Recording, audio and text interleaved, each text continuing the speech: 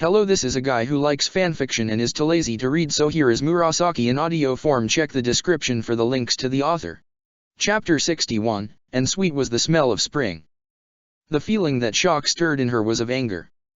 Dark was but a foreboding companion amongst them, daubing their faces black and grey, night's dye on its fingers. Her pink hair had lost the hue sun always made gleam with its rays. Tsunade could barely see her face. Behind Danzo's unendurable, evil aspect, she was but a wee thing lost and foolhardy. This building was exposed to a violent autumn rain lashed, wind whipped, thunder cracked, and waged a war against this patch of concrete woods. Outside, whales joined together and put forth a harrowing sound that went straight into her heart, and it reacted with an unsteady rhythm. Concentrating her gaze lower, she watched darkness spill towards her feet like the slow movement of sludge. This was not right, nothing was right. A lantern sat on her table, and when she shifted a little to the right, in thoughtless motion, yellow light struck the girl's young cheek, and it glowed pink. Out, Tsunade whispered and curled her fingers around the edge of the heavy wooden table, her hands going white. This boy needs to. Out. She shouted this time, her head snapped up, eyes rounded, and she took deep breaths, angered by his presence. Danzo had gone silent. In the darkness, his features related the evil she always associated with this village's past. He was a leech now, growing grotesque and full and big by sucking up all this place had left to give. To her heart's relief, he did not answer. His stick clicked against the floor once, as though an announcement of his leaving, and he turned around and walked into the direful dark that filled into the door's mouth. He had straightened his bent spine unnaturally in her gaze to appear prideful and honorable. A shadow fell off his shoulders as he disappeared. She did not know where it went. Cool breaths invaded her lungs, and, finally, her senses found comfort in his absence. She looked about and saw flashes of lightning light up the office's contours. Sake was red and enticing in that flask, but she was disciplined enough to forego this temptation for now. Her gaze passed over her student's body. It was contoured with a shivering anxiety and sparse light. She was nervous, and sweat punctuated that clearly. Tsunade took one step forward and blocked light's path with her body. It trickled over the sides and made her appear large on the wall behind her. "Why are you doing this?" Tsunade asked at last, her voice low, expression subtle. Sakura lifted her eyes, light struck them and they sparkled like the verdant valley in spring. Her face, framed by a hue which love's season had to offer, assumed a worried expression so young and foolish to be cast away upon the tides of loyalty for the land. Blood pumped a pink hue towards Sakura's cheek and its tender shade spread from her smooth neck upwards along her face, mapping her features that were cast in a familiar mold of unheeding youth. She was young, a fool. She bent her head, feeling ashamed that she was being scrutinized by her mentor's gaze. Sakura gulped, wind moist in her gut. "Suzuki, She paused, unable to voice what was in her heart. "He's a traitor. I saw him kill Torin in cold blood with my own eyes." The palpitations of Tsunade's heart were louder this time whilst her eyes, quite tirelessly, searched for red dots in the dark. The room was empty, but his crow's silent beak always pecked through the walls, merged with shadows, and assumed shapeless forms to hear her thoughts, see her speak, feel the anxieties in her heart. What an evil man, what an evil crow. "Why did Suzuki kill him?" Tsunade asked, and the words barely left the tip of her tongue. They wanted to cling there and not let go. "I think he's controlling Naruto," she said and looked up to meet Tsunade's eyes, her voice a little robust than before. It was as though the mention of Suzuki's name had poked at an angry animal in her gut and provoked a response. "You think?" Tsunade hissed and observed Sakura flinch at the intensity of her tone. Tsunade crossed her arms over her breast, her heart angry and wild. "No, I know for sure," Sakura said, voice rising in a loud retort, fingers clenching to form two hard knots by her side. She looked angry. The pink had drained away to reveal a darker red in her face. Her frayed emotions were laid bare for Tsunade's eyes to see again. "Do you?" Tsunade asked, almost feeling the white lights lash on her skin, which reacted with anger's blush as a silent answer. "You've started a mess, you've made a mess of things. What do you hope to accomplish?" Sakura had fallen silent, her breath slow in Storm's voices. A dry branch, now bathed in rainwater, smacked sharply against the window glass, but so consumed by doubt and anger she was that the rough sound did not intrude upon her thoughts. "Itaka knows," Tsunade whispered, eyes widened so much, and her voice rose slightly to develop into a hiss, as the last of his name's syllable rolled off her tongue. Sakura sharply looked up to see Tsunade standing before her now, a clear fury in her face. "He knows," she spoke again, and still her voice was like the smallest and sharpest hiss from a frightened snake, "but I don't know why he hasn't killed you yet. I don't know why." "Why?" And she looked away towards the window, towards the dark face of Storm. It had a distorted countenance of ferociousness, decorated by streaking lines of white and blue and purple. "I'm doing this to protect the village, my home Konoha," Sakura said, watching her mentor's eyes search for hers in the dark in the manner of a lost drifter's quest for treasure. "Sasuke, he's controlling Naruto with his Mangekyo, the new eyes he has. He's hurting Naruto. I won't allow it." "And why would he do that? What proof do you have of this accusation?" Tsunade asked, and the sound of her voice was very harsh, her features gray to Sakura's eyes. Sakura stopped and her words stopped and her heart stopped, and then something strained inside her, broke, and out came an insidious anger and loathing and lust, which she chose to spew forth and fill this malleable mold of lies she had created to fashion into a tongue, face, apparel of lies as she saw fit. "I learned sensing to keep track of him," she began, tasting the vile nature of her words as they effortlessly slid over the lying tongue. "I'd planted a Mokuton pellet in Fusan's clothes, but he disappeared in the forest. Sasuke found him so fast. No one knew where he went, but Sasuke located the bodies in a day. Don't you find it strange? Sasuke killed Fusan, because Danzo-sama had asked him to keep a watch on him. He'd been going to the forest and meeting someone in Nightflower. I couldn't find out who, but many shinobis go there to drink and play with women." Tsunade cut across her, and Sakura beheld a full smile curve her mouth in the most tantalizing way. "This isn't a proof of the boy's treachery. You just proved that he's a man. Tsunade-sama, it's... Did you kill the prisoner?" Tsunade asked, watching her student struggle beneath her gaze, her breaths loud, rough tunes in the office. What prisoner?" Sakura feigned ignorance, but she failed to control the discernible stammer in her voice. The sweat's sheen was bright in the sharp yellow from the old lantern's light. "You've learned to lie well, but not well enough," Tsunade spoke, and her voice dropped to a whisper full of anguish. Her face, though still beneath the airy mantle of shadows, wore the same expression that showed her discontent and fear. Sakura held her lower lip between her teeth, ashamed and quiet. She did not know what to say. A spiral of storm raged inside her heart. Emotions went away on the ebb and came back biting and roaring to collide against her composure. What was she to do in the face of fates? Tsunade turned away towards the lantern, a dark figure in Sakura's gaze, and then she whispered something that wounded Sakura's heart so much, "Get out of my office." The words struck her, like an axe, in her gut that wrenched out a sob from deep inside her throat, but she held back the tears this time. Her whole body shivered in pain, but there was no blood to shoot all over the place this time. It was a different kind of disarming pain that had left her spirit paralyzed. So she forced her body to bow before the woman, whom she loved with all her heart, and turned around, but before she left, she, too, whispered something that frightened the woman facing the light even more. "I'm the one who suggested to Danzo-sama that a letter should be sent to the daimyo's assistant. Sasuke can't be trusted. He needs to pay for what he's done, what he wants to do. I won't let him hurt Naruto, my friends, and my village. I won't." Then Sakura pivoted smoothly and left the office, tracing the invisible prints of Danzo's dark steps, and Tsunade moaned in anguish, silent and still, in his wake. The walk back home was a sad one. Where was her heart bound? She did not know, she had never known its path. Spring came and went, but her heart was left without the essence of its springing sensations.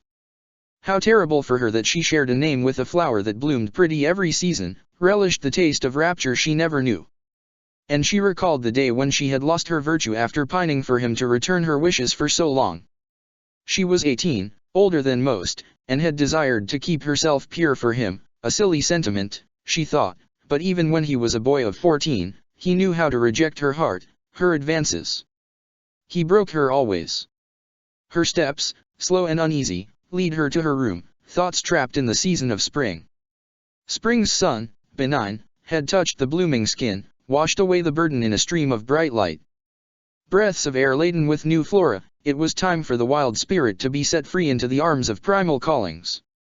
Outside, ground was abloom many colors of pleasures, a feast for the eyes. Smells, sweet and enchanting, enticed the flesh and the slumbering animal to shudder and come forth to take over this coil in medways.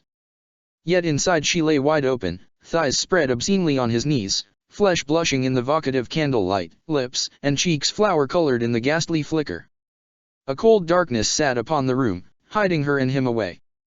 Young and naive still, yet nature did not care. She had bled from the deep groove between her plump thighs one day, and red trailed down her legs as an obscene show of that place's ripened state aglare against little pink, an invitation to invade that place with hard strokes, leave the seed, watch her belly grow.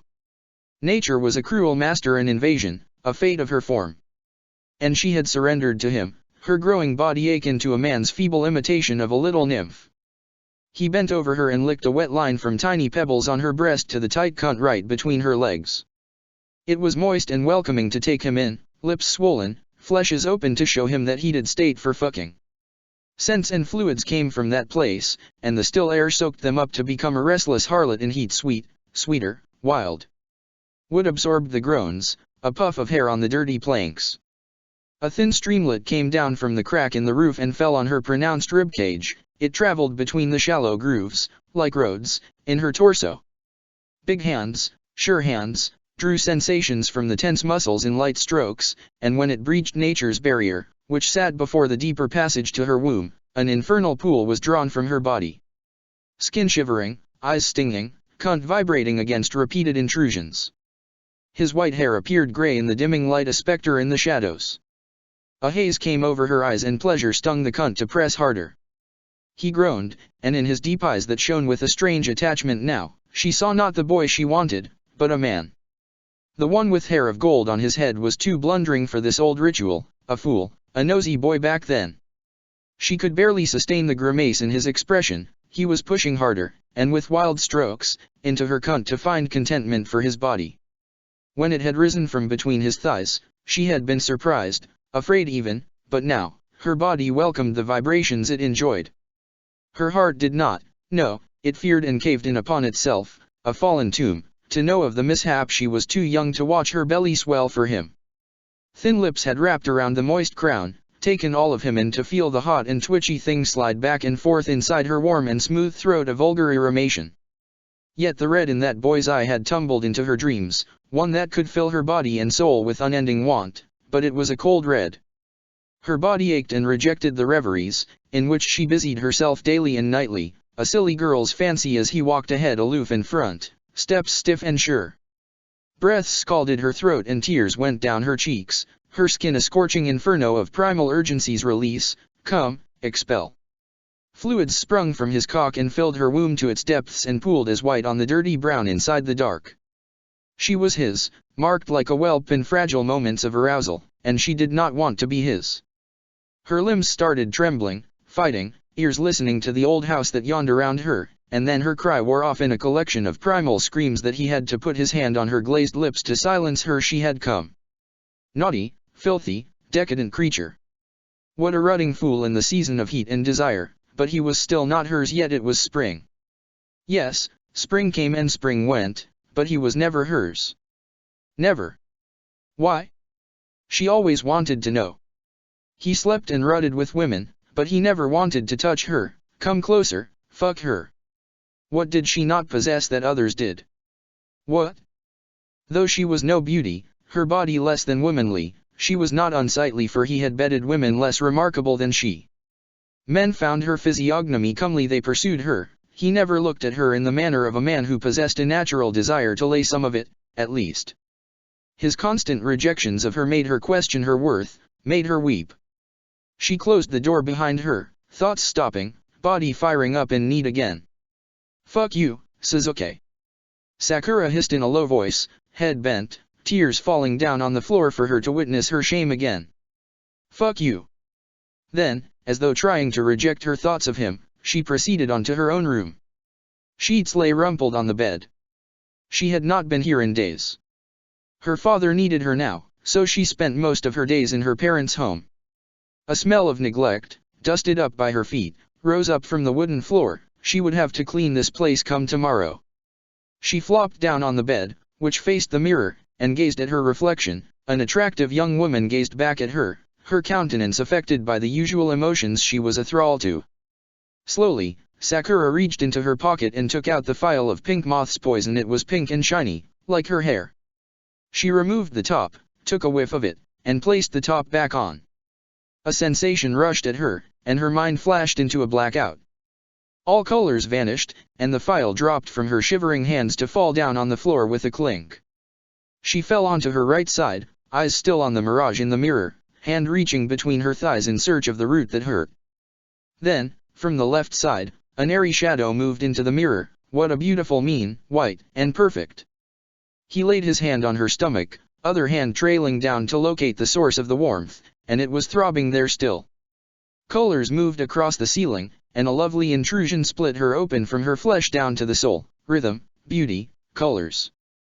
An explosion of lights and scents, and nothing was as profound as the core that took a part of him in, so that he was her and she him. Upon the air, smells vibrated, smells of rot and neglect. Pipes rusted through, metal bent, wood hollow. Such was the state of things in her mind. It was all heavy decay and light festering in the walls and rooms, but she was safe, feeling undulations deep in her flesh from the intrusions. And it dripped down on the floor, blood from maidens and men alike, but this time, it was colorless, viscous strings, pleasure's gift. Deeper his finger went, worming into the slimy wetness to touch the damp walls of secrets, but in the end, everything was a shapeless smudge on the mirror make-believe toys from her girlhood that she never parted with, and she whispered, enamored, bewitched, stupefied by poisons in him, finger slick and quick in its motions, "Ah, Suzuki, come into me please." She pleaded, voice as earnest as an ecstasy-struck dervish's. Yes, sweet was the smell of spring he exuded always. Then, finally, she was undone. Thunder came rolling and crashed into the walls, and they shuddered like frightened children. Light's whip was kind and did not have the bite to leave any color of its violence on his skin. He drew one knee to his breast, the other dropped to his side, hand resting on his thigh. His complexion had improved in 2 nights, he no longer looked like a white corpse pulled out from the grave. His fever was gone, his mood, a little better, too, though he was still very moody and easy to anger.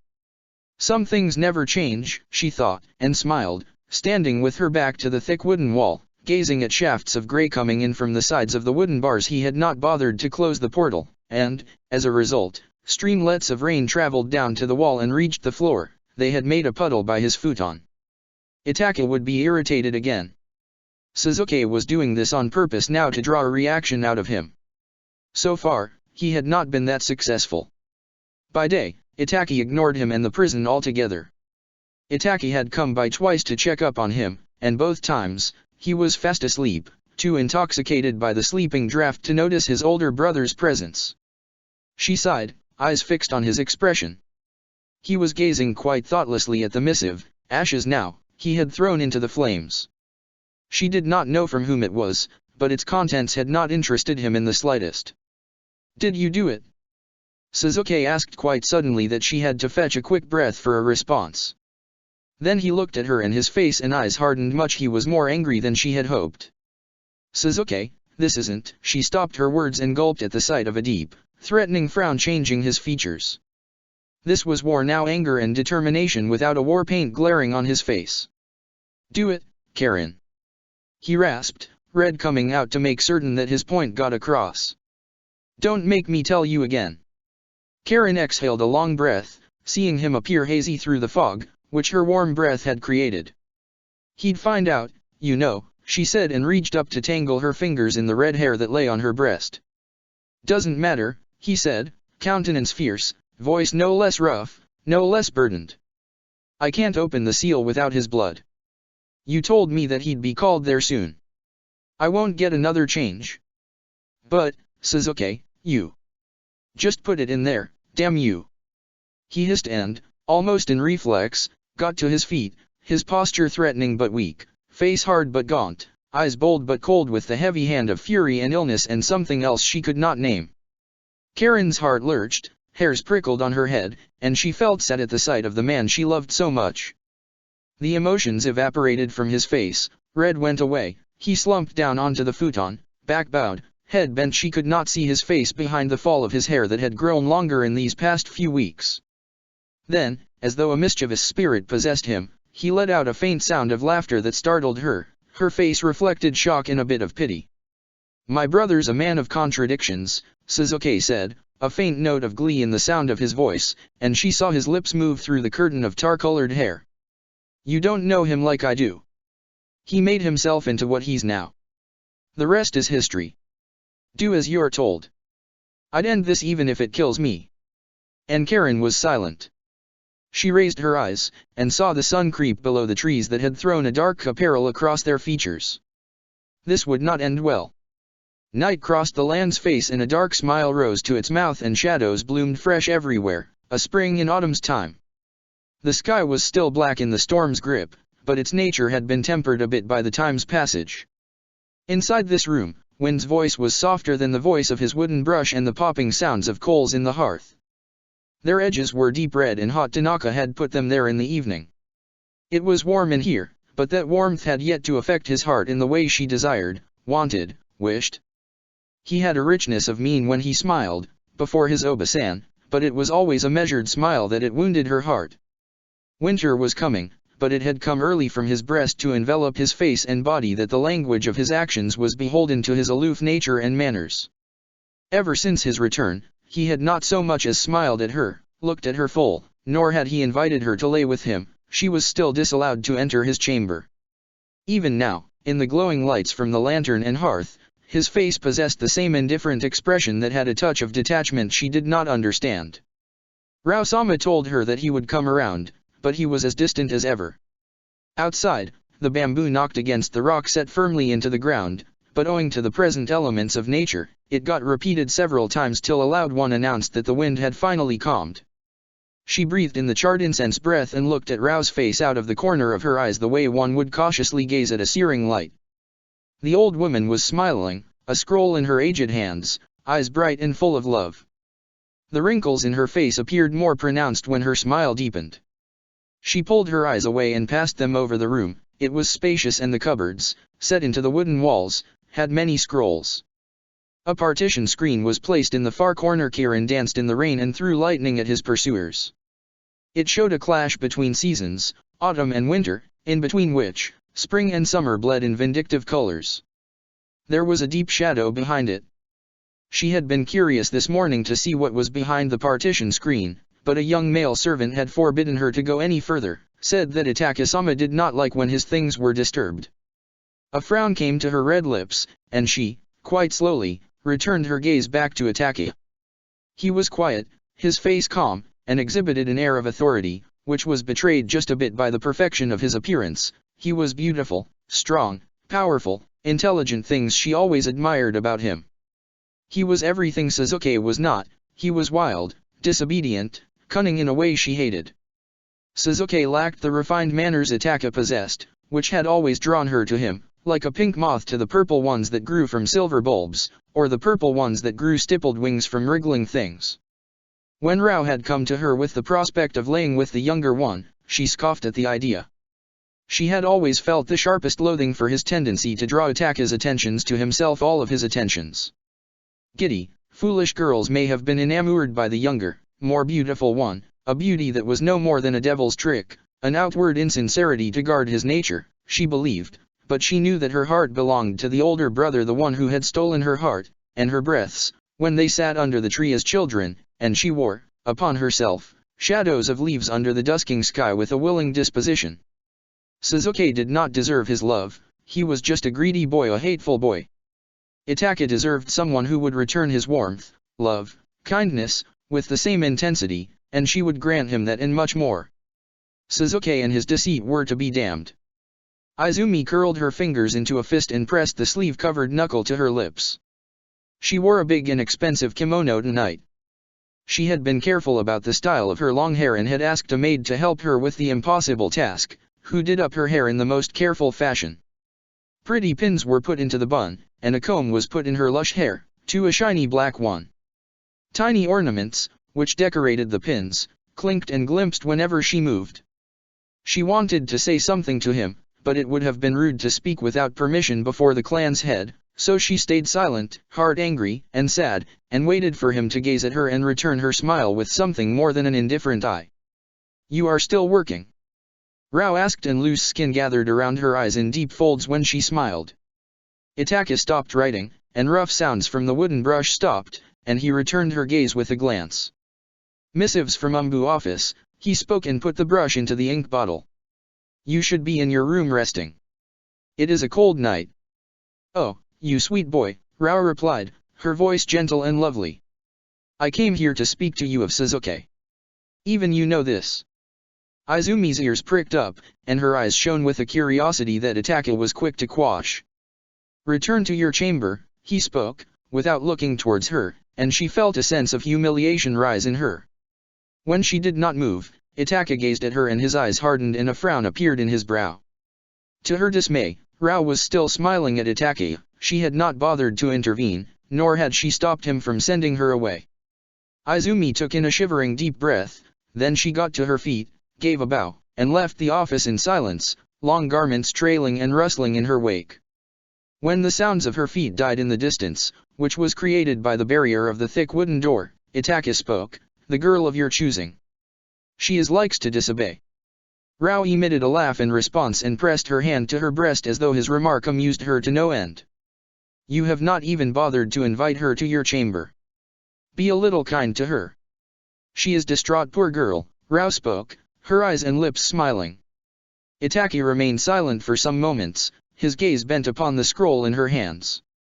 "Tell the elders that I do not wish to speak of Suzuki," he spoke and let out the breath inside his breast in a slow exhalation. "The matter can wait." The happy smile went away from Rao's lips that formed a dainty, sad smile in its place, and the lines in her face appeared less deep, almost shallow now. "They require an answer.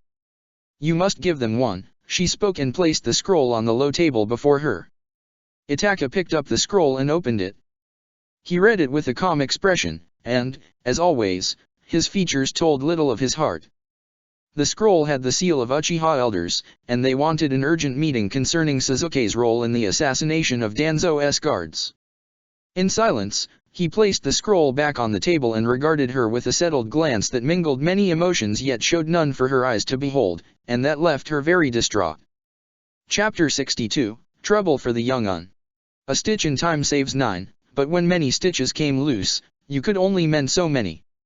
His father sat before the lantern's light that crashed against his back, as smooth waves, spilt over, and cascaded down the sides without disturbing the darkness that had fitted itself tightly against him. He could only see a bit of his left cheek, limned in the dullness. Light came forth, from the same old and red lantern, and touched the careworn cheek of his young companion. His heart, which was usually aglow with a child's fascination, had turned old in the recent months. It had learned to thump to the rhythms of lust, desire, caution. These were new things, and a secret chamber had grown inside its walls where truths alternated with lies, and his ever-ready tongue was less shy each time it made trip the words. Such was life, such were lies. What an eager little liar! He had not had the courage, nor the conviction, to make trial of his own heart, no, but his father's eyes were stern, hard, sharp to see him all of him. He always felt naked when he came here and sat before the man whose blood galloped in his veins, and deny he might its value and worth. He was his imitation in the best of ways, in the worst of ways. "He's made no mention of it, not to me," Shisui said, his voice failing to hide his anxiety. He saw his friend's face, in the corner of his eyes, assume a more troubled expression, the kind he had never seen on his face before, and it troubled him, too.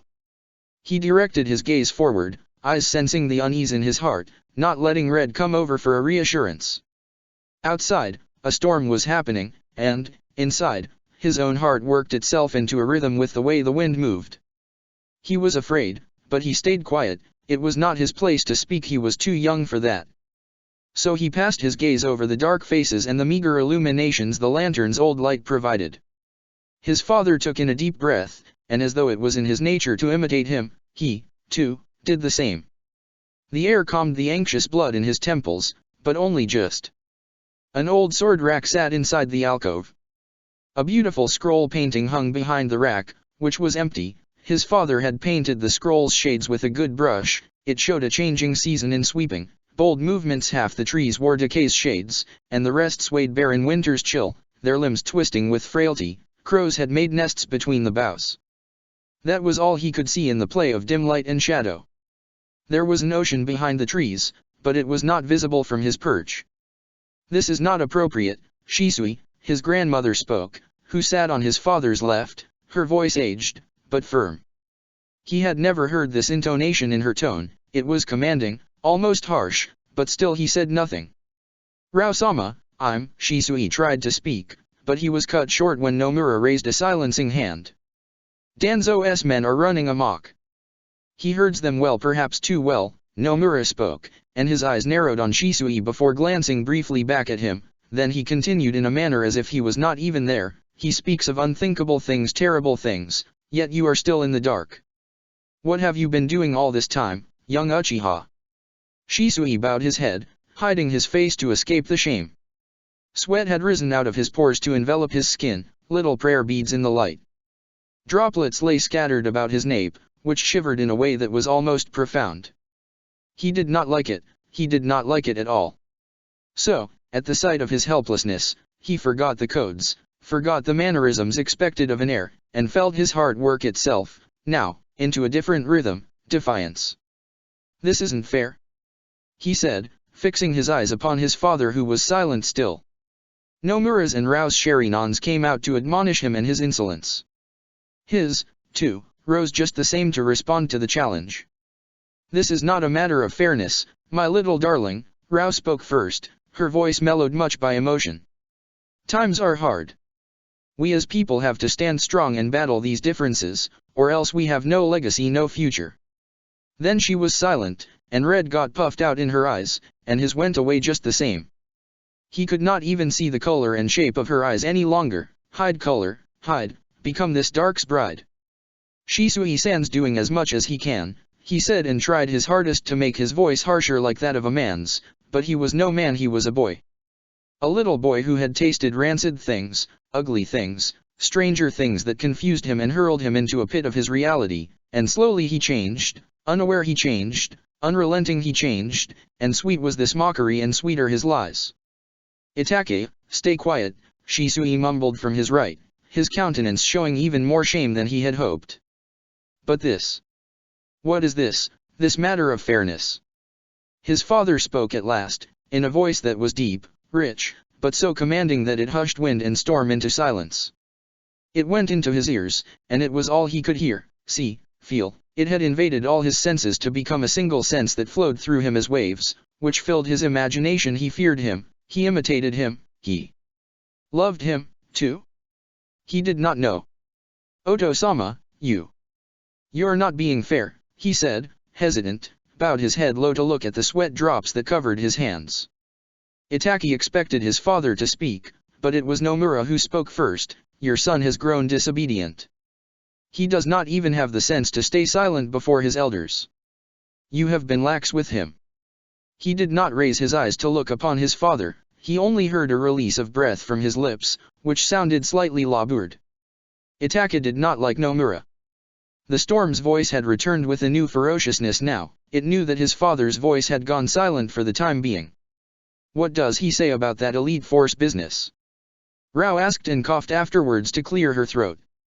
"He hasn't said anything to me," Shisui replied, and his voice sounded no less meek. "Danzo loves his lies," Nomura spoke, his voice sharper than before that it was clear enough in the wind. "He has made an alliance with this force to defeat us. We will not stand still and let him create schemes of our demise. Be wary." Shisui nodded and mopped sweat from his brow. He didn't reveal anything more. He asked and raised a shaky hand to adjust his umbu flak jacket. It was clear that his mind was elsewhere, and Itake knew why, but he kept his promise and said nothing. "No," she said, and he heard a rustle of heavy garments. "He died before we could get anything out of his mind. Who knows what Konoha is planning now?" Itake grimaced at her remark. This was bad. If Danzo found out, Shisui would be in trouble. Must be the lands they desire still crawling like rats in the tunnels. Nomura spoke, and he saw Shisui's expression change subtly, which must have been seen by the keen red of his father's eyes.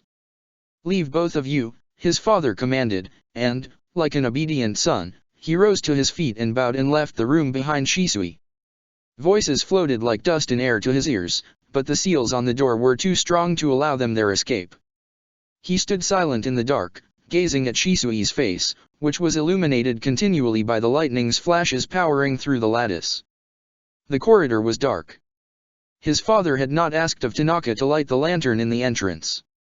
Itaki heaved a sigh and looked to his left and saw big black eyes peeking around the corner, spying on them, then they disappeared after another flash, and he smiled, all his anxiety forgotten. Light feet thumped down the wooden corridor, and the shadow, which was much larger than the small body before, grew smaller across the wall on the right, but Itaki was too fast.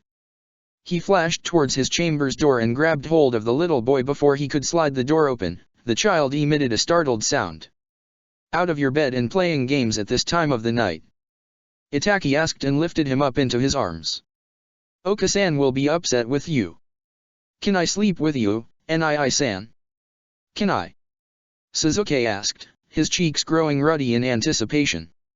He created a half-toothy sort of smile as he had yet to grow few teeth in the lower gums. Itaka let out the softest laugh at the sight of him. Suzuki was all pink and sweaty in the face, his smile growing bigger, cheeks growing rounder and pinker. He wanted an answer now. Then a loud sound shook the whole house. Suzuki reflexively buried his face in Itaka's shirt and let out a sound so loud that Itaka felt it through his whole body. This storm was no less ferocious, felt by this room full of men. Its voices moved into his bones, and they vibrated as though in answer. He preferred his tongue to be quiet, but what to do about that disobedient heart and flesh and bones? Some things were beyond his control, beyond every man's control. So he sat on a slightly raised section in the room, fires lighted on his left and on his right, looking at the council of elders. 10 sat on the left, and 10 sat on the right, facing each other. As his gaze crossed their faces, he was a little surprised that he could not recall the names of some of these men and women. Kai and Serizawa sat on either side of the heavy door, and from this far, in shadows, they appeared like two bronze Buddha statues dirted by dirt and muck to darker shades. Outside, there was still light, which had gone behind the storm clouds. Light came dull gray and meek through the paper screen, fitted in the wooden panel on the right. Behind his back, a bonsai tree's woodwork decorated the large wall. Its leaves, dirty green where shadows became thick, appeared to touch the ceiling. A forest sprawled behind the backs of the elders on the sliding doors and wooden panels, their boughs lush and rich, eternally green, or as long as the colors did not dim and attain a dulled state. A sword rack was on the right, but no girl sat there this time to hold his sword, an old custom forgotten by his people during the days of his grandfather. His sword lay by his knee on the mat, its sheath dark in the intermittent lights of the storm. Would Suzuki be afraid tonight? His heart did not know. He wore traditional clothes, like always these days. It was required of him for these quaint meetings. His face was very serious, long throat bare, as always, and hair tumbled loosely over his shoulders. From their perches, he looked no less intimidating than an emperor. "What a mess," one said from the end, his tone filled with derision. Itaka did not need the sherry non to see his face. It was less aged than others, some shallow lines were etched in his forehead and around his mouth. He was young compared to most in here. How many accusations have been leveled against him? How long must this go on? Another spoke from the left, his tone no less harsh. His countenance appeared to be the same hard, round, angry. He, probably, was even younger than he. Itaka was silent, his heart elsewhere, caught up in the tunes from Wind's Mouth, mind embroiled in a turmoil. Oh, Suzuki, what had the child done? Things happen, young-un. It is best to locate reason. An elder man spoke and moved a little to sit upright, a futile struggle as the stoop in his back was too great and the loose skin of his chin swayed between his small shoulders like a sail in wind. Why now have these accusations come? An old woman, almost as old as his grandmother, asked in a smooth voice, her bearing calm and regal that defied her age. She had done up her hair into a large whirl on the back of her head. 4 ornamental pins, her family's heirlooms, decorated her hair, most of which were still black. a few silver streaks ran from behind her puffy ears to the back of her head. We lost the lands, our honor, our men, and now they come for the young heir? This is not a coincidence, Nomura spoke at last. He occupied the space his uncle had only a year ago. He was taken by a long illness this spring. The loss had tempered the haughty look on his face. He appeared almost sober in countenance now. Itake never enjoyed his company, and his presence, here today, meant nothing but trouble in his eyes. More murmurs and questions came from the elder's lips. He did not know how to answer them all. It was not as though he ever sat with his father much to oversee the proceedings. They always irked him, and his lack of interest had resulted in this dilemma. The young heir is silent. One young man spoke. Siwa was his name. Regal was the expression on his face that was much too pallid, and, suddenly, all eyes, young and old, were on him. This sudden weight of gazes did not change his expression. He looked coolly back at him, a faint smile crossing his lips this time. You all have many questions. I am but one man, Itake spoke, and his voice sounded almost amused. What is this assassination's business, young heir? An old woman, Kumiko, asked in a coarse voice. She was said to possess great beauty in her youth. Her name was strange, he thought. I shall tell you what it is, a rowdy-looking man spoke, who looked a little older than Siwa. Suzuki has killed Tor and he had killed Fu, as well. Kami knows how many others he has felled. Am I not right, Itake-sama? He looked over to him, and he saw anger, hatred in this man's eyes, and it surprised him.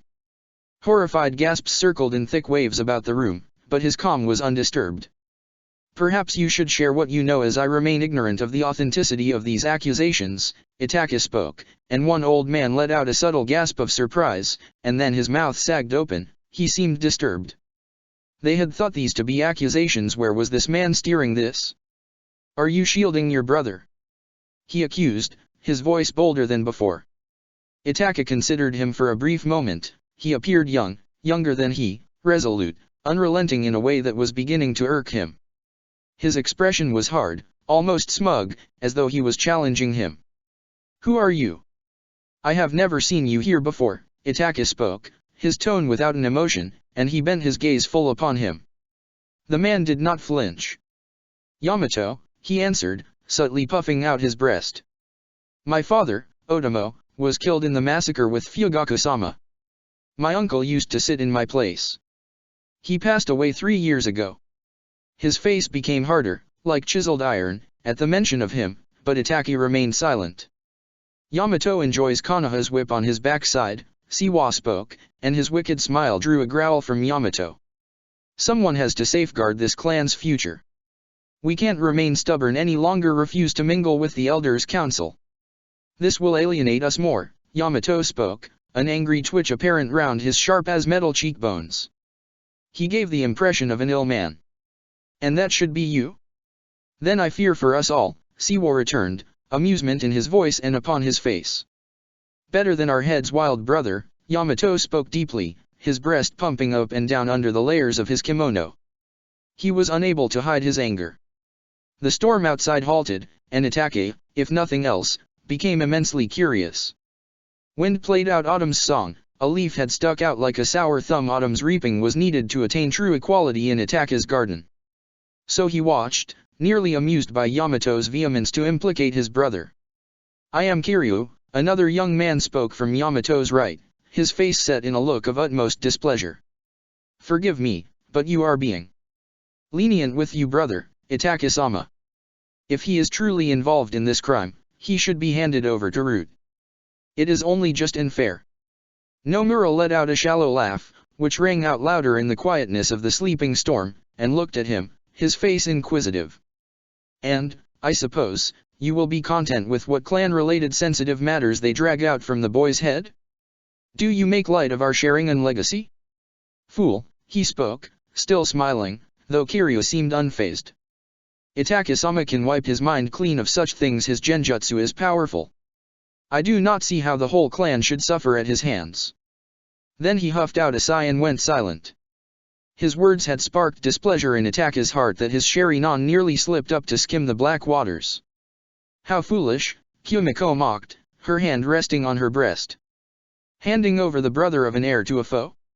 Your father has not taught you well. Kumiko-sama, if I may, another man, younger than the elders, spoke from the end. He sat beneath the growing long shadow that heralded evening. We have to integrate into this village. We can't prolong these differences if we are to survive as a clan.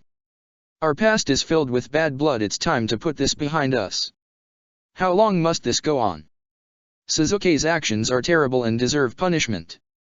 He should serve as a mean to strengthen the broken ties between Root and us, a sacrifice for the greater good. The hall went silent, and his words went like a knife through Itaka's heart. It was as though he was hearing his own words through another's lips, and the conviction in them nearly frightened him. Rao was shaking by the fireplace's light. Sweat channeled through the deep wrinkles in her face and fell down on her breast. She was livid. How dare you speak this way about my grandson before me? How dare you? She rasped in anger, voice rising like a storm's fury in the silence. Forgive me, Rao-sama, the man spoke and bent his head a little in a customary bow, which Itaka knew to be insincere, but I see no other solution. What happens when Root and other shinobi come for us all? Do you wish for every man, woman, and child to die for Sasuke's sins? It isn't wise, nor fair in my eyes. I will not hear any more of this poison. Rao spoke, voice rough, hands shaking. She did not look well. It is better for Sasuke to stand trial, Kiryu suggested with confidence, and Yamato gave a murmur of agreement. Old voices rose from the elders, who were nothing more than vestiges of the past, withering away right before his eyes, and he felt distraught. For the first time in Itaka's life, he did not know which thoughts he was supposed to weave. His darling was truly in peril. Had he made an error in thwarting Sasuke's designs in that girl's demise? He closed his eyes and drew in the earth's scent redolent of autumn's reaping. Winter's smells had not invaded their essence. It would not come that soon this time. And the voices kept rising, and the storm kept roaring beyond the sturdy walls built by his people, but Sasuke was not a babe who would cling to his breast anymore in fear, but he was not as old as he, either he would never be, and a child he would remain, always, all beauty and purity and innocence, for that was how he saw him, and that was how it would be. You haven't answered any of our questions, Yamato persisted like an ever-present annoyance, and his voice pierced through his serene thoughts and cooing sounds from a babe's lips, who rode upon wind's cradle in happiness. Itaka's vision focused on him, and this time, Sharingan rose. Then it metamorphosed into shurikens that spun like a wicked threat in his eyes, which were cool and glass-like despite Red's sure warmth. That Yamato's facade crumpled into an expression that showed his present state. He seemed fearful now. His Manjikyo crawled on their faces, watched the red rise in each person's eyes as silent retorts and cool assurances, tracked the formation of sweat upon the napes of the younger ones. Silence hissed from the walls, heard by his ears as a sharp ringing sound that momentarily attacked his senses, but wind's noise proved to be a quick remedy for the pain in his ear. Itaka returned his gaze back to Yamato, his eyes tracing the poor visage of bravery he wore to hide his nature from Itaka's other eyes. He was unsuccessful. Itaka pulled in a breath so deep that it moved his breast, then he spoke, I do not know of this assassination matter any more than you, Yamato. Yamato lowered his eyes, almost feeling Itaka's Sharingan poke through his pupils to reach the back and burn his chakra veins there. Root's affairs are not my business, he continued, passed his right hand over the left, and held it tightly. If Sasuke was guilty, he would have been put to death in my absence, but his execution did not occur. That does not mean that he is innocent, Kiryu spoke, earning more nods from the same men. You are keen in your pursuit.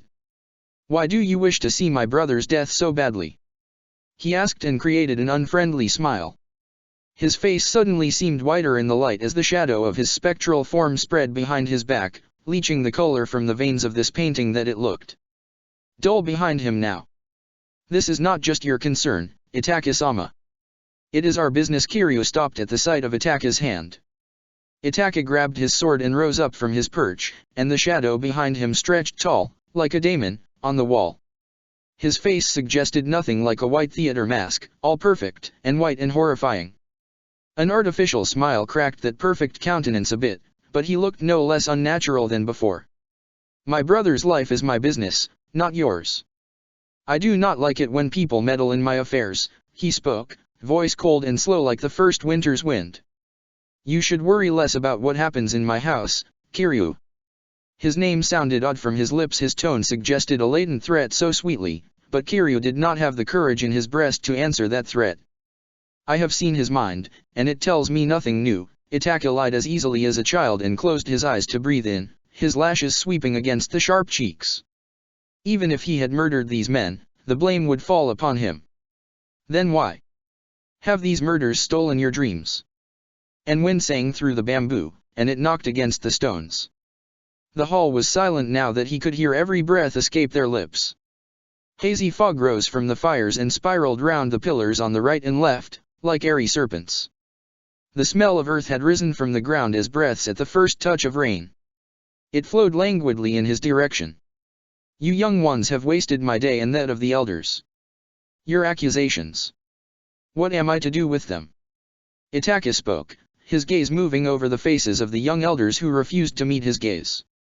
I have a duty to Sasuke as his father and brother, to this village as my position demands of me, and to you all as a head. Leave the small worries to me and direct your concerns to other, more pressing clan matters that demand your attention. Do not summon me here for trivial matters again. Then he went quiet, looked about in peculiar way, and left the hall with smooth steps, a sort of rhythm in his onward movement. Kai and Sarizawa left the hall silently in his wake.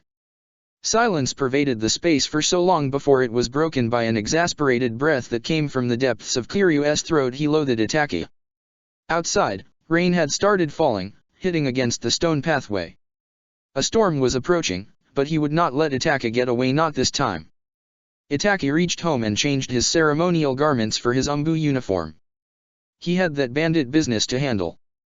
They were running amok unherded in the mountains. This was not how he had imagined this. Everything had turned into a mess, but he was calm and calculating and dangerous. He would find another way to clean this up. When he stepped outside, he found Rao standing by the leaning tree, a large traditional umbrella in hand. Water streamed off the umbrella and fell down on the grass, which was still green. From this angle, she looked small, shoulders hunched forward, tiny and frail. Izumi stood beside her, a pink umbrella above her head. Her black hair was twisted into thick whirls on either side of her head, and, as always, ornamental pins in a bamboo comb decorated her head like extra accessories. Her kimono had several layers of clothing, and it floated in the wind as though she stood in knee-high water. She dressed in this manner every day, and he found it very odd. The stone pathway was slick, and a silver sheen covered the stone lanterns that were out. As he approached her, he noticed that her right fist was clenched by her hip. She heaved herself down into a squatting position and pressed something through the soft earth. He could not see what it was. If you do not go inside, you will catch a cold, Itaka spoke and watched as she moved the earth around with her aged fingers. She looked over her shoulder, her face gathering into a tender smile. Izumi whipped round, her face going as red as apples, and the ornaments chinked in her hair, announcing the movement before she made it. He turned his head a bit and gazed to his right, watching Yugo make his way down the stairs to the room that held Sasuke. A slight look of displeasure came to his face, but he made no movement to stop him. That look was not registered by Izumi's eyes. She looked on, mesmerized by the sight of him and his hair that whipped around his face in the breeze. He turned his face towards his grandmother again, and the tight look faded from his face slowly. Leaving already? Rao asked as she rose slowly to stand on her feet. Itaka held out his hand. She wiped her hand over her kimono and pressed it into his palm. Then he nodded towards the house once without looking at Izumi. She huffed out a sigh, bowed, and tramped across the garden to go back into the house. Rao emitted a laugh and sat down on the wooden bench-like structure, with Itaka. Invite her into your chamber. She is distraught, she spoke and made a rough sound in her throat to clear her air passages. I do not have the time, nor the patience to play with this girl, he spoke, his eyes transfixed upon the lilies swaying in the corner. These meetings are a nuisance. I will not entertain another one. Oh, darling, Rao sighed, reached up, and pressed the palm of her hand against his blushing cheek. It was cold, so cold outside, but he was young, and his male blood was strong enough to combat this bitter chill in the air. Rao leaned her face up close and pressed kisses to his right cheek and lips, which were red in the cold. Then she placed her hand on his and caressed the fingers, almost thoughtlessly, her head against his arm. "I used to sit here with you in my arms right here under this tree," she began, taking in a long breath that filled her with the unforgiving autumn air. "You would coo at the sight of autumn moths. They fascinated you, and your mouth would smile like that. You never smiled a lot, and I was afraid that you were unhappy. I really was." And her smile grew solemn, and her face filled with love, sitting there in the light that came down from a dissipating storm. He was just like Mufweu, her Mufweu. Then her heart did a pitter-patter at the sight of him. It was a day like this, dusk was approaching, and red was turning to purple beneath the horizon. A war was happening beyond these walls, and he had sat by her side and promised her that he would come back. Her nose wriggled, registering the smell of dying leaves and growing lilies, a lovely mixture. And he had promised her again that he would come home. As he sat in the light rain like this, his face turned away from her to look upon the reddening sky that was like blood, like his sherry non. Droplets of water streamed off his black as night hair and beaded over his lips and skin. Raindrops stood quivering over his lashes, and, as his mouth smiled, soft, like an image in a mirage, she recalled the day when she saw Mufweu for the last time, as he had asked for her forgiveness and said his farewells to fight for this village. She never saw him again. Wind's breath melted over Ataka's cheek and left a deeper blush. He was not like Mufweu, he was Mufweu, and this thought lighted her spirit inside a cool fire. He had come to her, he had promised. Her hand trembled on his, and he looked at her and saw a quick gleam appear in the corners of her eyes that were old to hold the shimmer. "What worries you, my sweetest darling?" Rao asked, and closed her eyes, his wet hair, which were scattered about his shoulder, plastered to the side of her cheek. "This matter is tiresome. Who proposed this meeting? It could not have been the elders."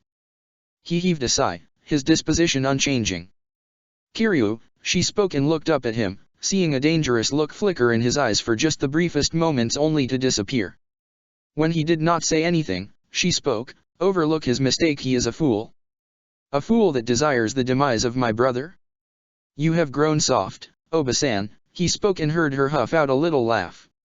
"No, my darling, I have grown old," she spoke, her tone a little robust. Then she raised her hand and combed her fingers through his hair and smoothed his hair in a manner she loved. Wind came to them and shushed their breaths. Rain had grown mellow, and autumn's presence was still spurring its mount into a wild state again. He could smell the grass, soil, rotten leaves in the air, yet the smell of lilies was the strongest, overpowering his other senses, like the sound of his father's voice.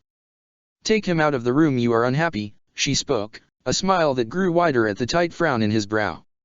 "He has grown obscenely disobedient. I say one thing and he does another just to spite me. He needs to realize what he has done," he spoke, a thread of irritation in his voice, his face suggesting the same. Then he turned a bit to gaze upon her, and his cheek came under the lush leaves' shadows. "I do not want you being lenient with him. He has to listen. I hope you have made arrangements for the gathering."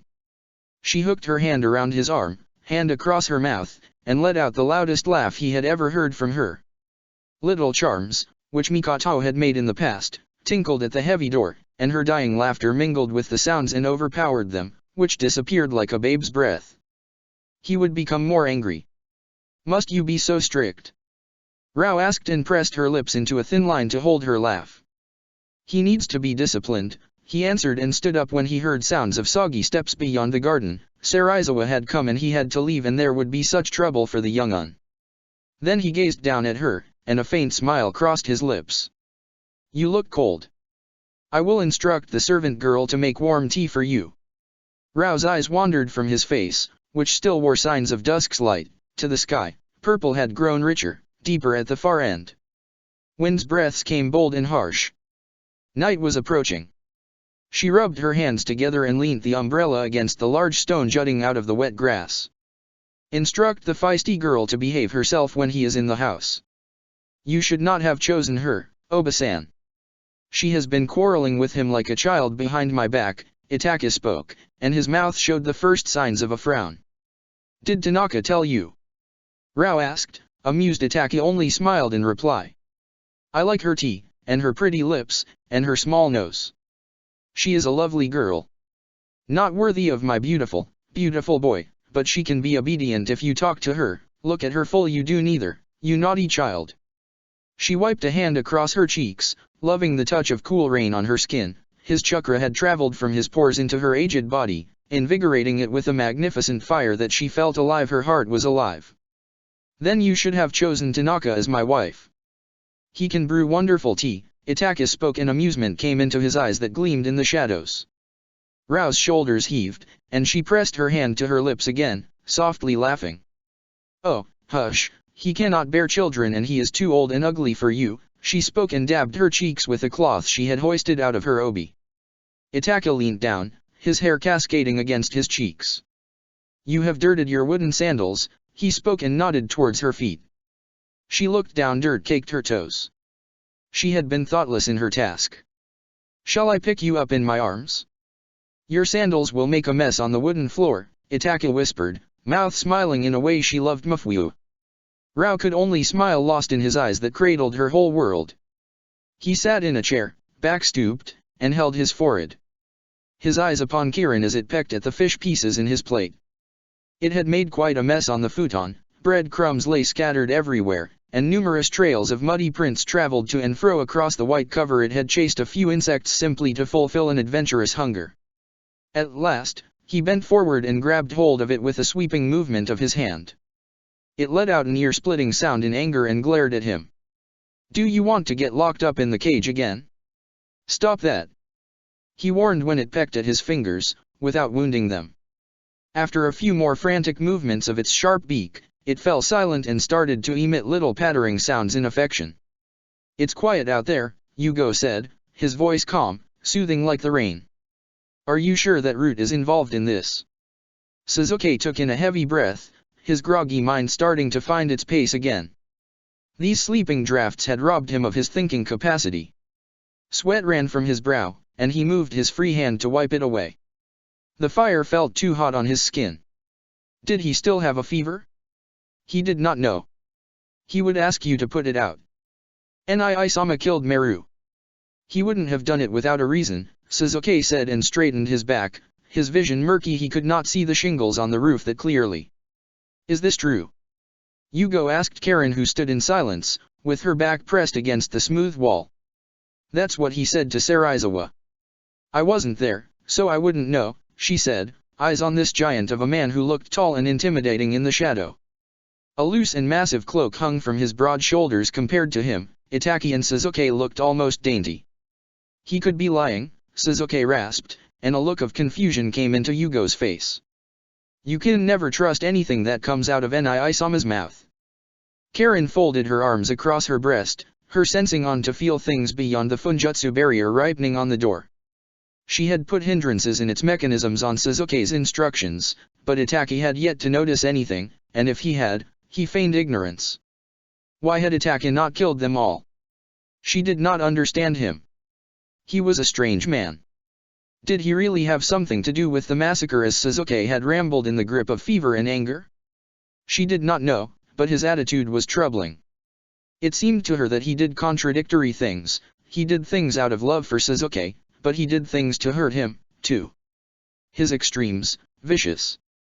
She did not understand him, and his decision to spare Taka, she thought, as Suzuki had suggested, had a lot to do with the scroll he had taken from Suijutsu's possession than his love for Suzuki.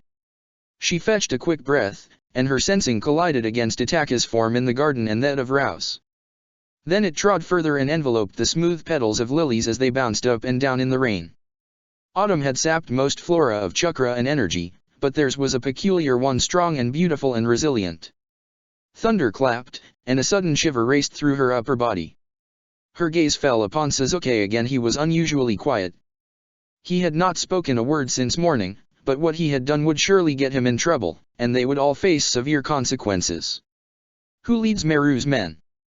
Suzuki asked, his voice a little rough in his throat. I don't know, but it's someone close to him. I haven't been able to find out who, Yugo replied and adjusted that big cloth around his shoulders. His bearing was always kindly, considerate, and he regarded Suzuki with fond eyes. They haven't stayed here without a reason, Suzuki said and stood up, and in the light, his face was dangerously pale, his bearing slack as though he was tired beyond belief. His cheekbones were sharper than usual. Her heart could not bear to see him this way. Was Itaka poisoning him again? Thunder clapped again, but this time, the sound was louder. The whole room shook, and the vibrations lasted for some moments. Karen saw Suzuki turn around, open the cage, and put Kirin inside. It had fallen asleep in his hand's soft cradle. Then he slumped back down into the chair and assumed the same tired posture again. No one spoke a word. A smell of damp earth and lilies invaded the space, and as though it filled Suzuki with strength, he straightened his back and looked towards Yugo. Find out who it is, and tell him. He paused, and his eyes moved slightly to focus on the fire that crackled as though it had distracted him. Tell him that Ni-Isama killed Meru. Suzuki. Are you mad? Karen gasped and jerked forward and clenched her fingers, making tight fists of them. Color had nearly drained from her cheeks that he could see the red freckles very clearly now. They were like a map of innumerable pinpricks that crossed the expanse of her nose to reach the other cheek. She was not surprised when he smiled. Are you so angry with him that you'd do something like this? You'd get into big trouble. This isn't funny. She asked and noticed no change in the impish, naughty, childlike expression on his face that meant nothing but trouble. Is this wise? I don't know, Suzuki.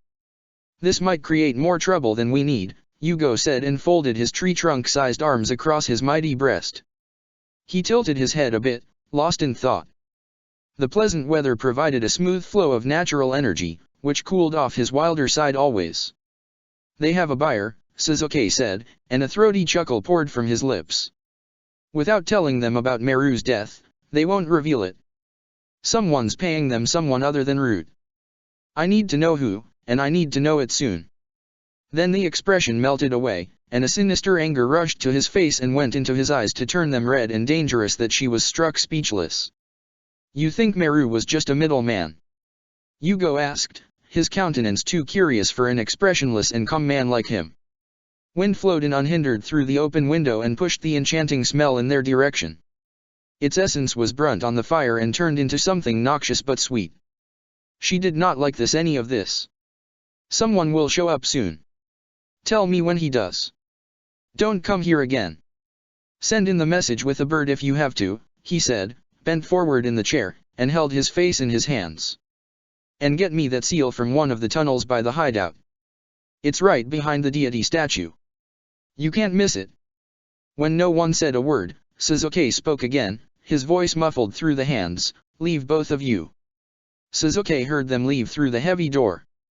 Then, as always, a natural quiet filled the room and his ears, but wind whispered things to them and rain made melodies, like a divine instrument in able hands. The fire almost felt pleasant now. His fever had thawed and so had his spirits. His mind got lost in the past, and he heard nothing for several long minutes till the sounds of sandals disturbed his peace. I thought I told you to leave? Don't bother me, Suzuki said, anger in his voice, and looked up. He nearly shrunk back when he saw his brother who stood in the fire's light, his face inscrutable. Itaka was in his umbu clothes as always, Suzuki hardly saw him without them these days. Anger vanished quite a bit from Suzuki's eyes and face, a little of it remained behind as a customary show of his defiance. He could not control all of it, so it trickled pretty in his eyes. What do you want? Suzuki asked, sensing that ire retreat from his face to sizzle anew in the core of his heart, like hot iron. Itaka did not speak a word for a few fleeting moments, his bearing kingly to Suzuki's eyes, his presence commanding that stuck that hot iron like a hammer in the hand of a seasoned blacksmith. Come, he spoke, and Suzuki heard it as a soft breath that had come from his lips. Then Itaka turned away, and even though Suzuki had no desire to follow him, he did like a child that knew only to chase after him by nature's and his own heart's designs. Outside, purple had enveloped everything, and gone was that blood in the sky.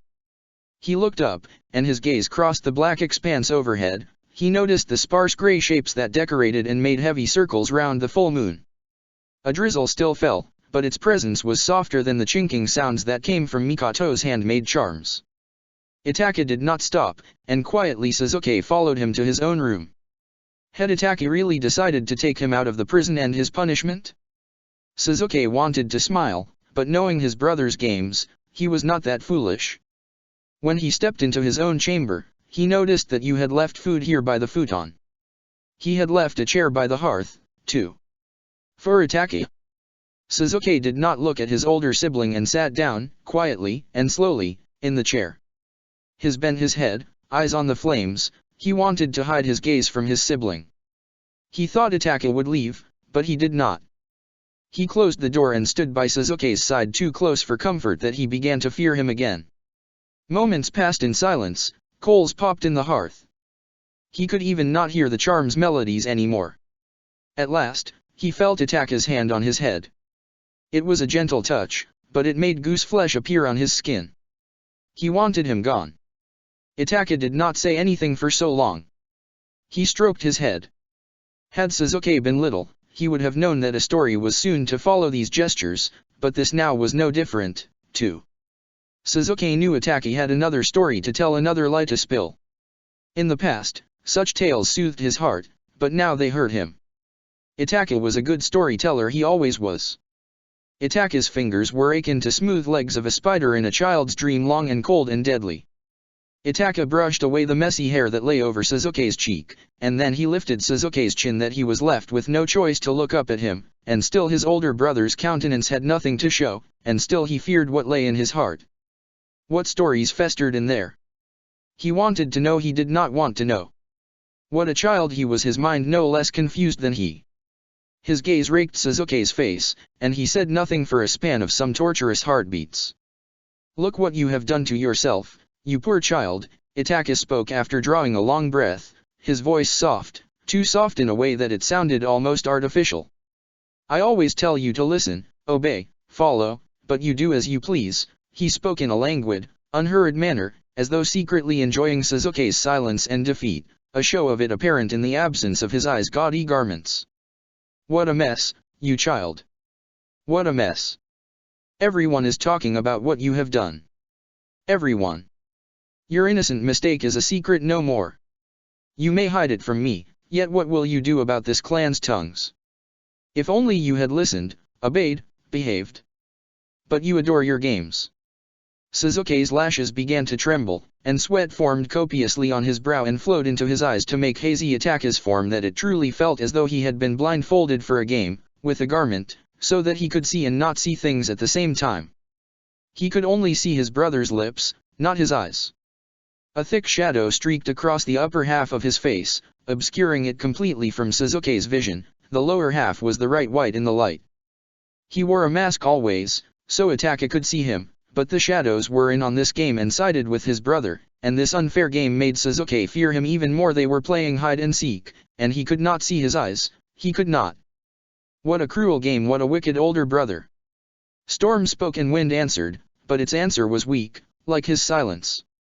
Itachi took in another breath, his gaze poking into Sasuke's eyes like sinister mortal instruments.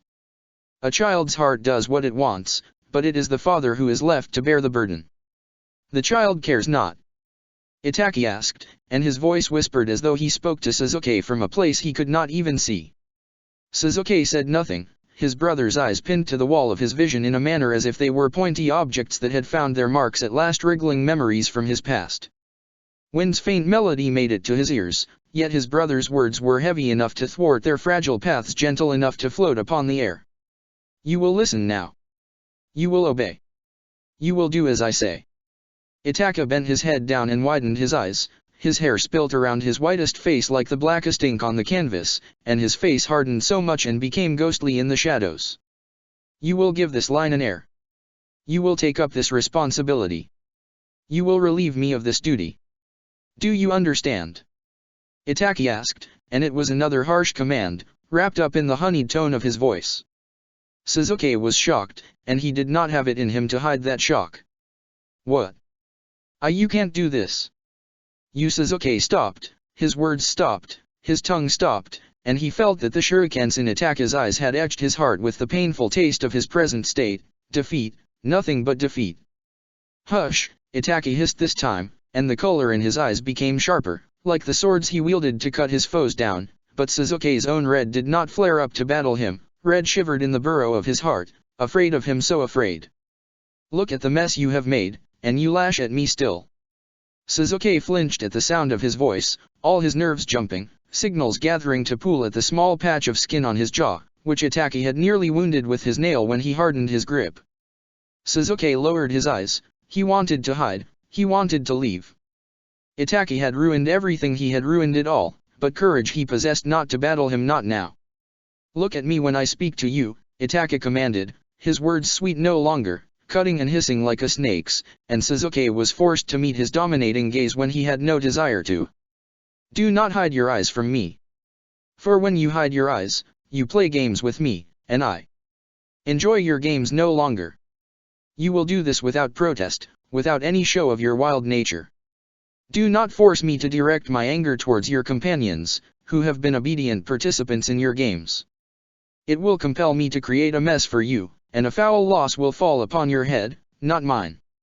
Red just flowed out of Itaki's eyes, like malice from the abyss, throttling Sasuke's senses that he lost the awareness of the world about him. Was this genjutsu? He did not know. At last, Itaki's severe grip on Sasuke's jaw slackened, and he returned his hand to Sasuke's head to stroke him with the greatest affection again. Itaki spoke no more, his hand busy in a manner as though he was quieting down a weeping child. Then he bent down, pressed a kiss to Sasuke's head after a deep inhalation, and left the room, and the silence he had left behind this time was the most menacing one Sasuke had ever experienced, and he was a child no longer who feared the storm, but a man who did not have the luxury to press his head against his brother's bosom to forget that fear. Chapter 63, Funerals are for the living. O creeping cold winter wind! You came from the sky red-rimmed. In your lonely forest, what would the child find? Dried up rinds and thoughts with no mind. Seasons grew stale like bread. With autumn, rot was a sure companion. It went in, like a worm, ate to its fill and left a husk of things behind. It heralded winter, its colder brother, to come forth and end what it could not end, begin what it could not begin, an end, a true end.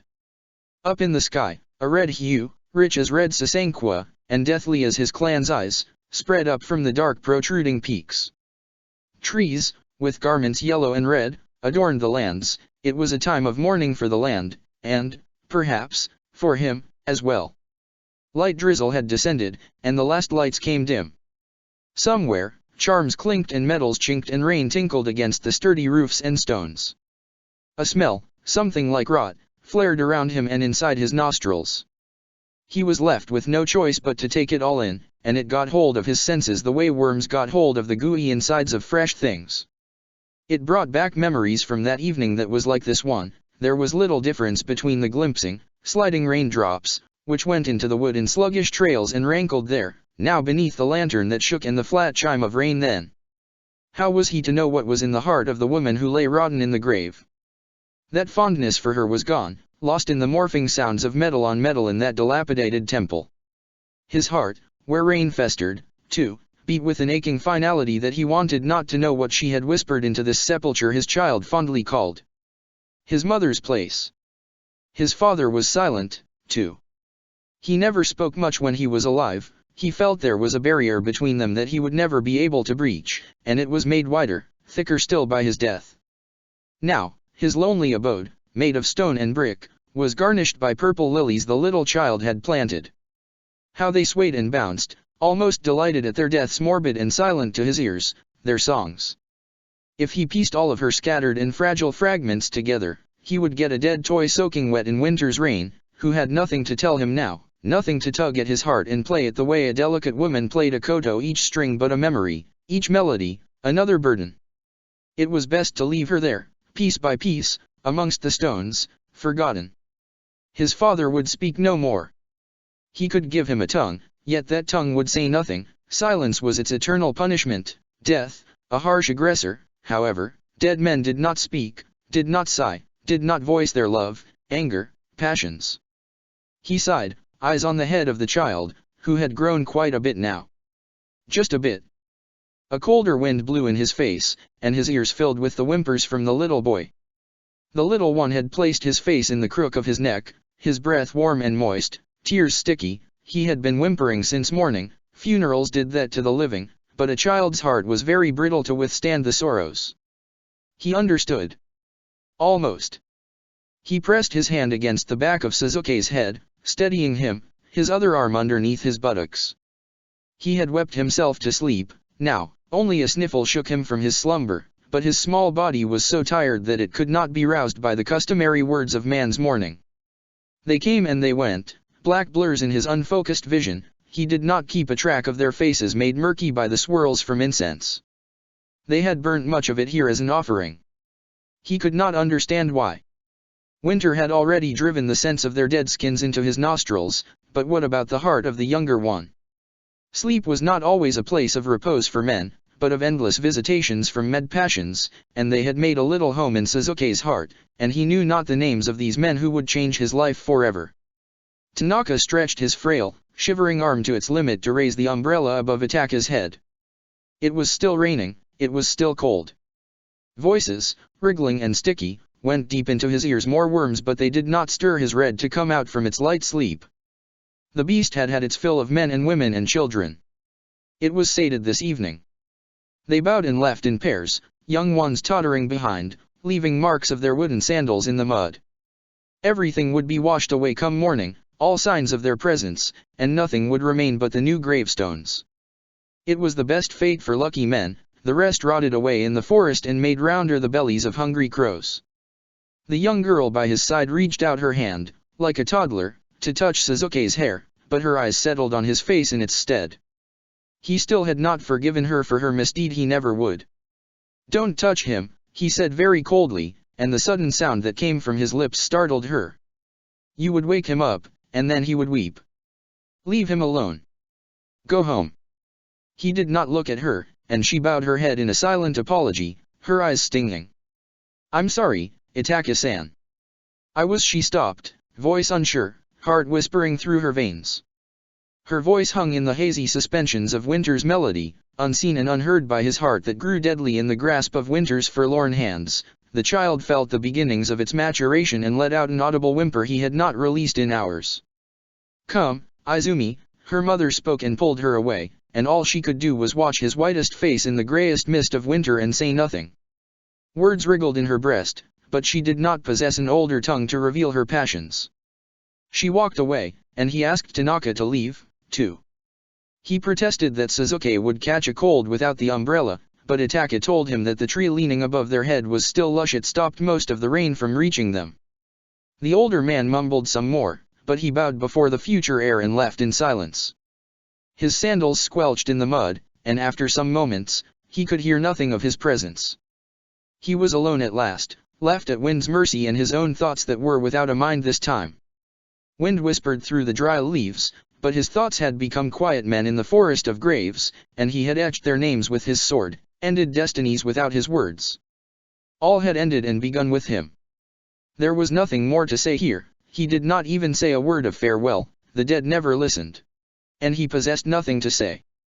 Itaka turned and walked away, Suzuki still sleeping in his arms. The child's eyes still hurt, but Itaka had tied a piece of cloth around his eyes to lessen the pain, the ache of loss. The young eyes had blossomed to become a burden that was bound to a slow progress towards darkness. Itaka would uphold his father's request. It would be a final favor for a dead man. He had severed the threads, and he felt that that was a just course for his life. Now, he walked against wind, smelling and listening to his dead kin's temptations, but he remained firm and walked away from the graves that were numerous teeth in the mist. But when he approached his home, Suzuki's embrace tightened around his neck, and his nails bit into his flesh and left red lines in their wake as though he was admonishing him for treading towards a cursed abode. Itaka stopped and caressed Suzuki's head. Suzuki spoke nothing for a few moments when Wind's voice was strongest, then he whispered, like in a dream, "I don't want to go home." After that, he fell silent again, his breath steady against Itaka's ear. "Where do you want to go?" Itaka asked and patted Suzuki's head, and then his back, but Suzuki said nothing. He was quiet again, and all Itaka could hear were the little sounds of his breaths. He realized that Suzuki did not want to say anything to him, so he started walking to the lake. It was getting dark, and the sky had lost the garish garment it wore as an invitation. He had chosen to forget it all for tonight.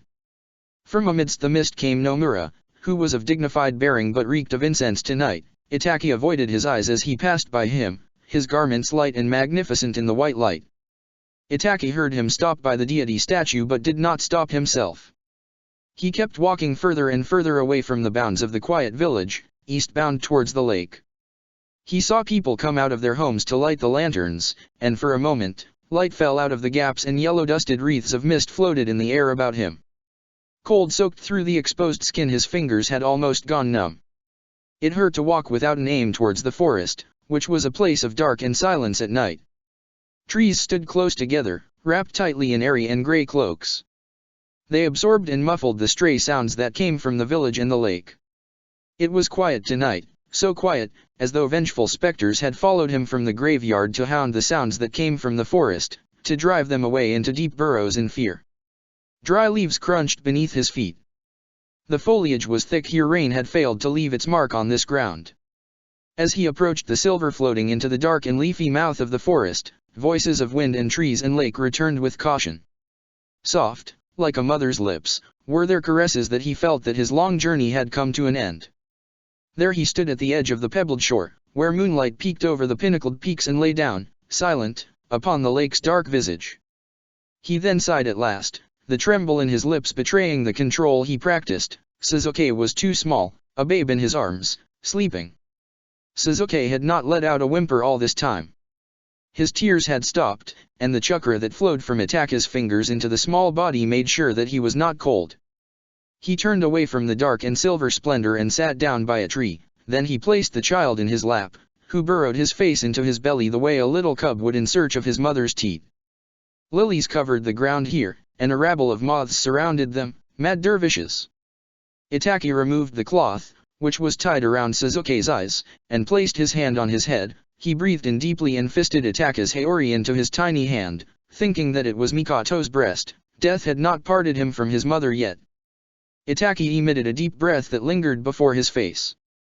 Suzuki often slept through stormy nights by pressing his face into Mikato's breast. He lay between his parents, but Mikato was more attuned to her child's needs. Would I have to be like Oka-san? He thought as his gaze lingered on Suzuki's plump cheek. However, what did it mean to be like Mikato?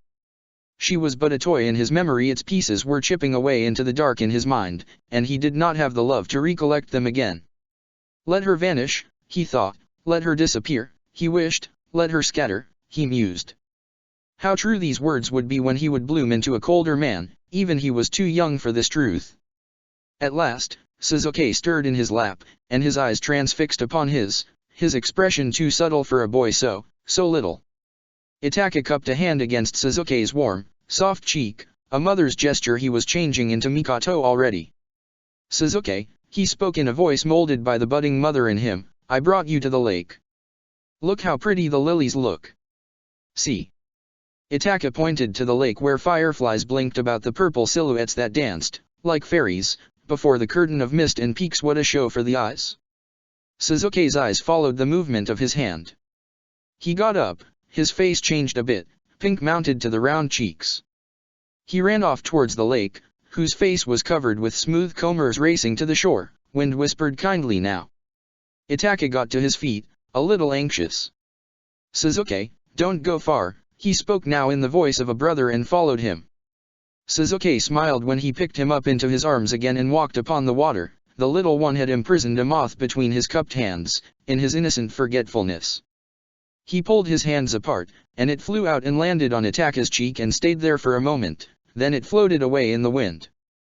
Mist overspread the peaks, the earth, and his memories, and embroiled him in deep obscurity. All he could remember now were the fireflies that glowed by Suzuki's cheeks as he stood on the pebbled shore, a quiet cluster of higanbanas by his feet, as if going far away from him.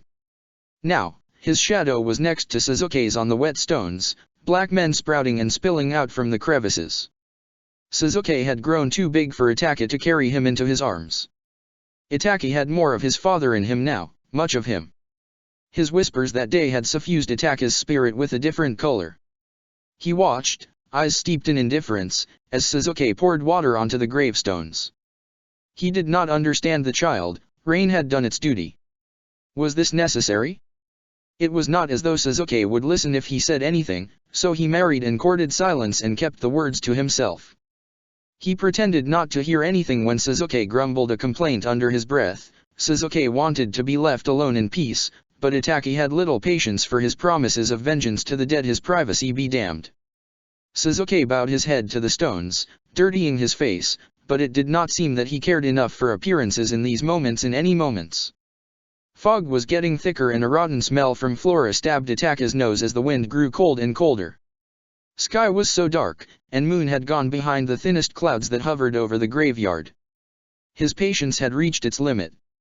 You have said your farewells. Come, Itaka spoke, and his words felt frostier than the fog as it touched Suzuki's cheeks. Suzuki rose to his feet and looked at him, his countenance hard, though his wild nature was kept at bay in the wake of Itaka's punishments. The lantern Suzuki held in his hand barely gave off enough light to illuminate Itaka's face that appeared whiter than the whitest masks he had seen on kabuki actors, and the sight of it frightened his heart. A tremble crossed Itaka's lips, at the sight of a brown smudge that graced Suzuki's pale forehead, yet it developed into nothing more than a hazy smile. You are still no older than a child, Itaka spoke and wiped away the smudge from Suzuki's forehead. A shadow of a frown appeared in Suzuki's brow. He did not like Itaka's remark. Must you always grow angry at the foot of their graves? Itaka asked, and this time, his tone was less patient, less soft.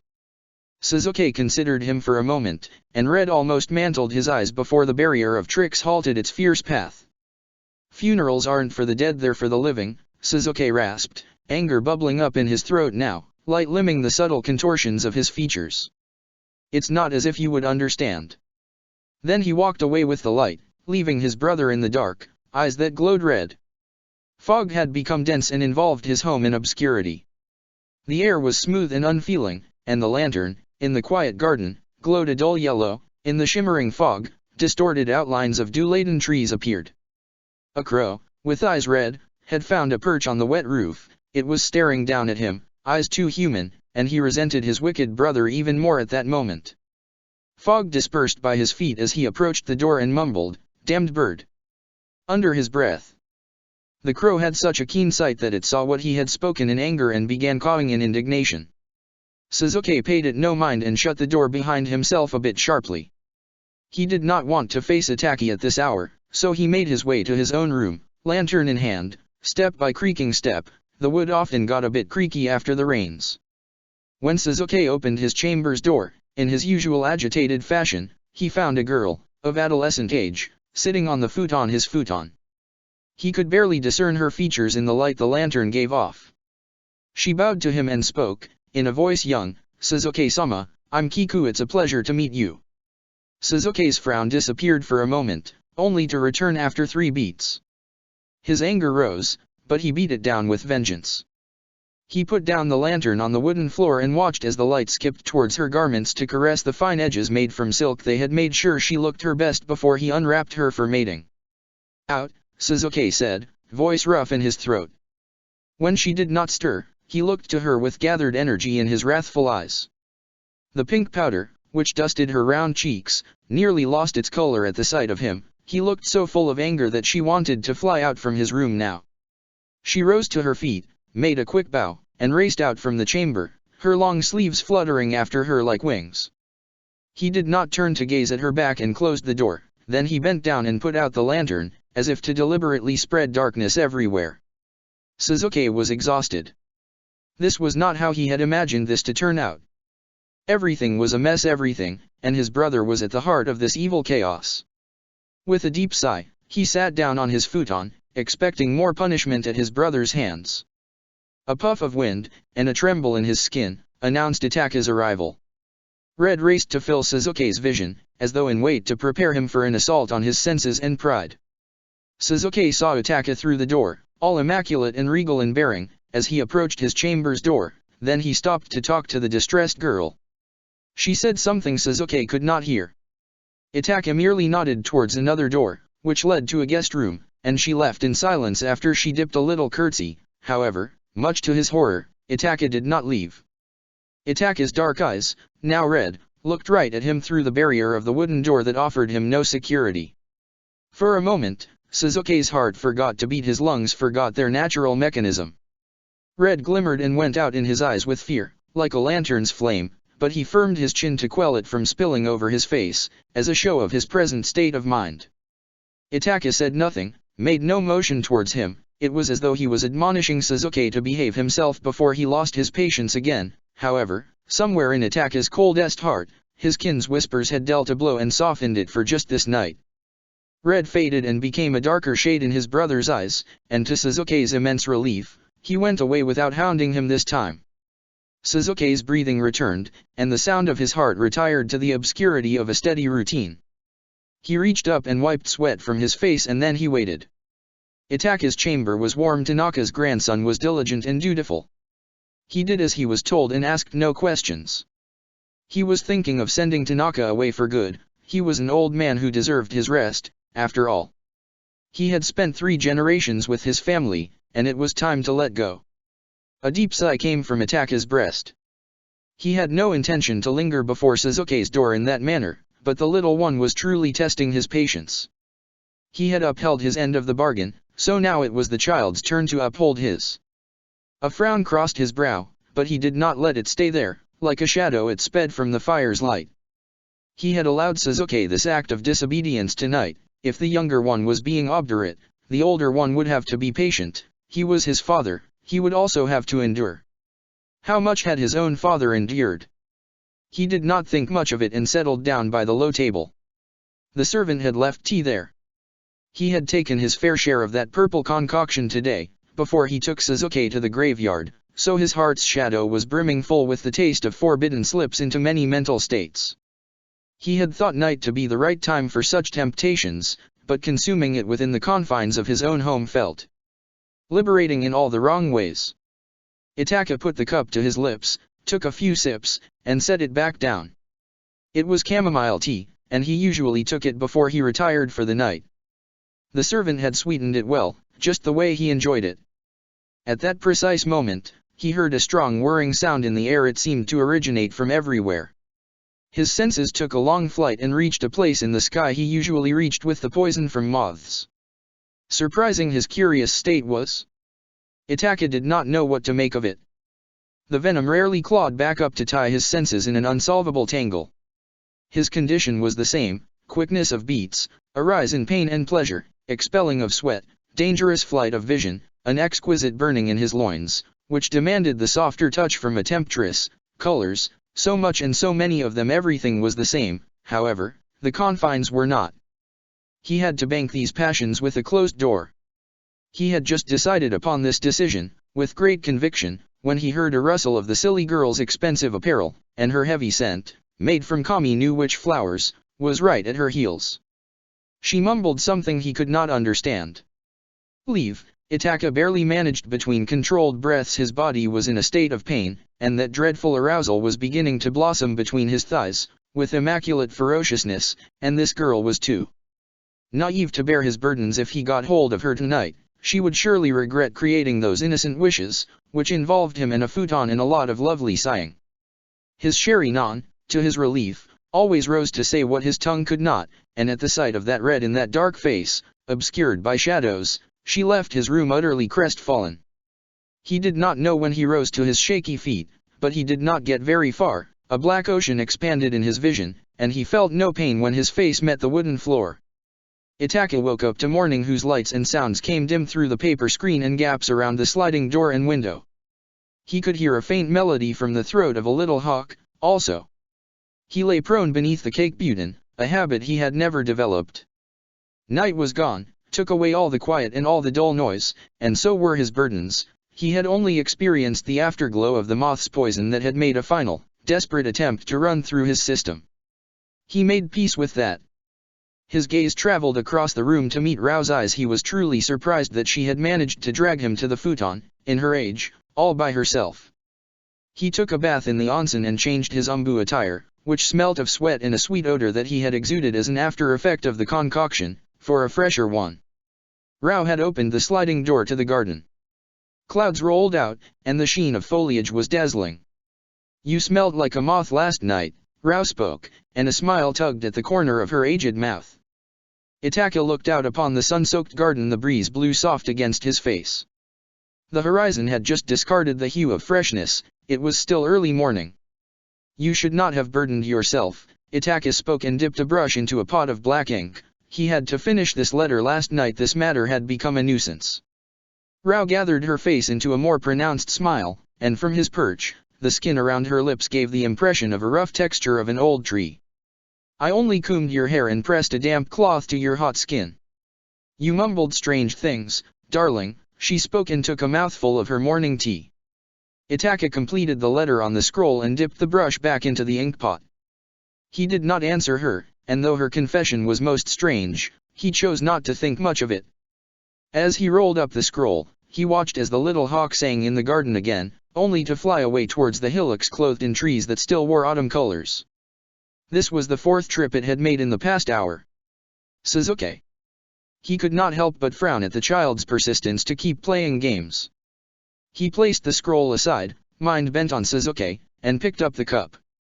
An irritated expression was most pronounced, in the light, upon his countenance now. Little cardamom seeds floated on the hot liquid's surface. He drank this tea often to cool the fires in his veins. You are not stern with him, yet you grow angry when he does not obey. Make up your mind, child, Rao spoke, still smiling pleasantly. He did not even look at the girl you forced upon him. Why make him carry the burden he does not want? I do not wish to bend the branch so much that it may break, Itaka spoke and placed the cup back down on the table. He will obey. You need not worry. How long do you suppose a boy his age would resist a willing, pretty girl in his chamber? Let nature take its course. You worry yourself without a reason. Rao pressed her fingers to her lips and let out a muffled laugh. Her grandson amused her often, so devious to win this sibling rivalry. She watched as he noticed the return of the bird again, a frown in his brow, so he got up and left the chamber without a word. Suzuki was feeding Kirin, unhappy that it had brought back nothing of value from the forest, when Itaka snatched it from his hand. Startled that his senses had dulled much that he did not even hear his brother come inside, he stepped away from the window. In the light, Itaka's face had an expression he could not place. His eyes went with the motion of Itaka's hand.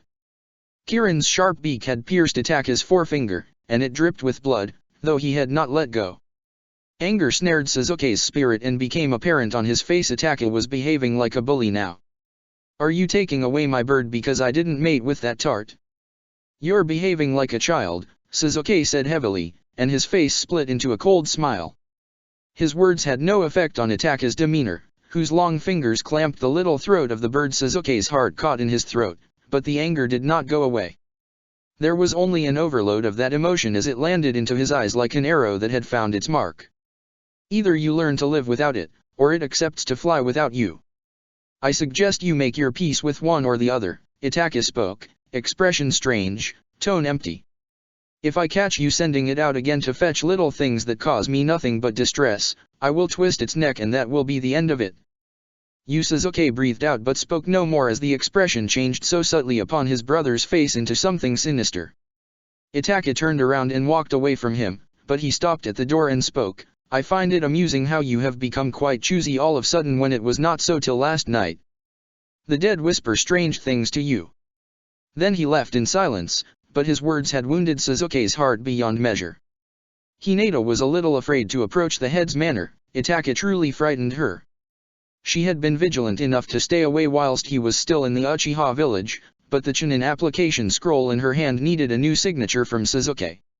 She would not be able to progress without his approval. And he had sent another letter in the morning, so it was all right. So she had waited, like a patient girl, by the lake, eyes upon the shapeless flux of clear water. She watched as a white flower, camellia, floated upon the tide on the ebb, churning outwards to meet with the lake's outer body. The flower caught the lip of a vortex and was sucked down. She could see it no more. Breeze rushed in towards her, and her loose kimono filled. It was no use standing around now, Itaka had left. She clutched the scroll tightly to her breast and made her way to the manor, with a brisk walk. The pathway to the road was slick, and wild plants had invaded the crevices in the stones. The manor was quiet when she stopped by the gate. She looked over her shoulder, and her heart did a quick thump-thump when she noticed a crow watching her with a thoughtful demeanor. It sat way up in the tree. Its eyes burnt raw. It was Itaka's. Reason flew from her mind, and she gave a quick bow before it. I am here for my scroll. I'll leave in a minute. Hinata confessed, flustered. She did not know whether it heard her or not. Hinata spun away from the tree, fully anxious, and made her way through the gate. An aged servant sat by the well, he was drawing water. He smiled when he saw her and narrowed his eyes to get a better look at her, his sight failed him in his old age. He told her that Suzuki was in the back garden and that she was not to bother him as Itaki had forbidden it. She assured him that she would not. So she went round, looking at the trees that circled the manor like a wreath. There he stood by the tree, gazing down at slips of fish in the clear water by his feet. A lantern glowed red beside him. He turned a bit when he heard her come near on the sodden grass. Suzuki exhibited a season of rude health, with his too white face and weak eyes, but the sight of him always tied her girlish heart in tangles. A streak of rain iced his hair that framed his fine face. His expression suggested little of what went in his heart, he imitated his brother well. Hinata stopped in her steps, red suffusing her cheeks. When he did not say anything, she thought it wise to speak. I came for this. She showed him the scroll. Is that all? Suzuki asked, his voice very lovely to her ears, and took the scroll from her hand. She lowered her head and said nothing. Suzuki dug out a wooden pen from his pocket, its tip was wet with ink. It was as though he had been expecting her. He unrolled the scroll, signed the corner, and rolled it back up, and this time, he smiled a little. Did you come alone? Suzuki asked and held out the scroll for her. She took it from his hand and nodded. He looked strange, ill. His collar was open at his throat, and she could see sweat gather at the flesh where his neck curved into his shoulder, despite the cold air. Was he feverish? She wanted to ask, but he was quick to break into her thoughts. I think the culprit who killed the prisoner is in our team. He followed you. The change in conversation was so sudden that she did not understand. How do you? Hinata tried to say, but she was immediately cut short. Try the byakugan on your body, and see if you can find a little wood pellet, Suzuki said, and she watched a wild expression melt into something more subtle in his eyes. She did not know what he was talking about, but she did as he asked of her, and lo and behold, she saw one sticking to the fabric over her breast, underneath the wrinkle in her kimono. Hinata picked it up between her thumb and forefinger. It was so small. Suzuki took it from her and looked at it, his smile widening in a terrifying manner. Did you bump into Sakura this morning? He asked, eyes transfixed on the little thing as though it held the answers to his worries.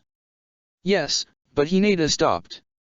She did not know what had come over him, but he appeared happy in a crazed sort of way. Suzuki shoved the pellet into his pocket and whistled. Within a few moments, a white hawk, a bit larger than Kirin, flew down from the tree branches above him, to land on his arm. His eyes glowed red for a moment, and the bird, mesmerized by the sight of them, stretched its neck taut. Take it won't peck at you, Suzuki said, an urgency coming into his voice. Let it fly when you see my brother coming. Color drained from Hinata's face. What was he asking her to do? Suzuki-sama, she tried to protest, heart going berserk in terrifying leaps. Don't be frightened. I'm doing this for us, your father's honor, he assured, and she took the bird from him, with trembling hands. You can leave after you set it free. There was a flickering of Suzuki's image before he vanished. Hinata petted the head of the bird in her hand. It was too quiet, as though it had been put under an illusion. With her byakugan, she focused all of her vision on the verges of the Uchiha village, looking out for Ataka's chakra, which was as cold as it was ferocious. Suzuki's heart was a beast, impatient to be let out of its mortal cage. He had never been so anxious, but it had to be done. It had to be done.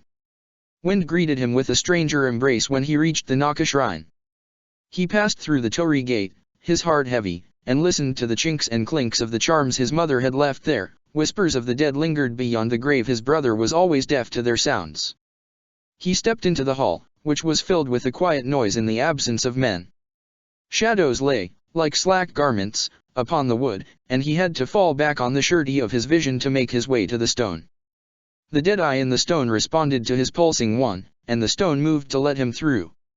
It was dark here, and the stairs were submerged in Shadow's pool that did not part as he descended down the steps barefooted. A shiver raced up from the underside of his foot, stabbing his excited senses, when he made it to the secret room at last. The stonework beneath his feet was bathed in autumn's cold. Winter would make the stones colder still. His dojutsu could read the glowing letters etched into the woodwork that was booby-trapped. He hauled out a phial of blood from his pocket and pulled out the stopper with his teeth. It only had a few drops of blood, enough to soak the tip of his forefinger. He did just that and touched the Uchiha symbol that glowed with his brother's chakra. The mechanism moved, and the heavy sliding door came loose. Sasuke slid it open and gazed upon the Kinjutsu scrolls that filled the cabinet. He looked for the tailed beast symbol he needed and smiled when he noticed that his eyes could read all the symbols his brother was blind to his clan's sorrows and deaf to their pleas. There was just one scroll he needed. He took it out, unrolled it, made few quick hand seals to summon a blank one. He did not have time to read. A song was swelling towards him, and his breaths came out quick and short in reaction.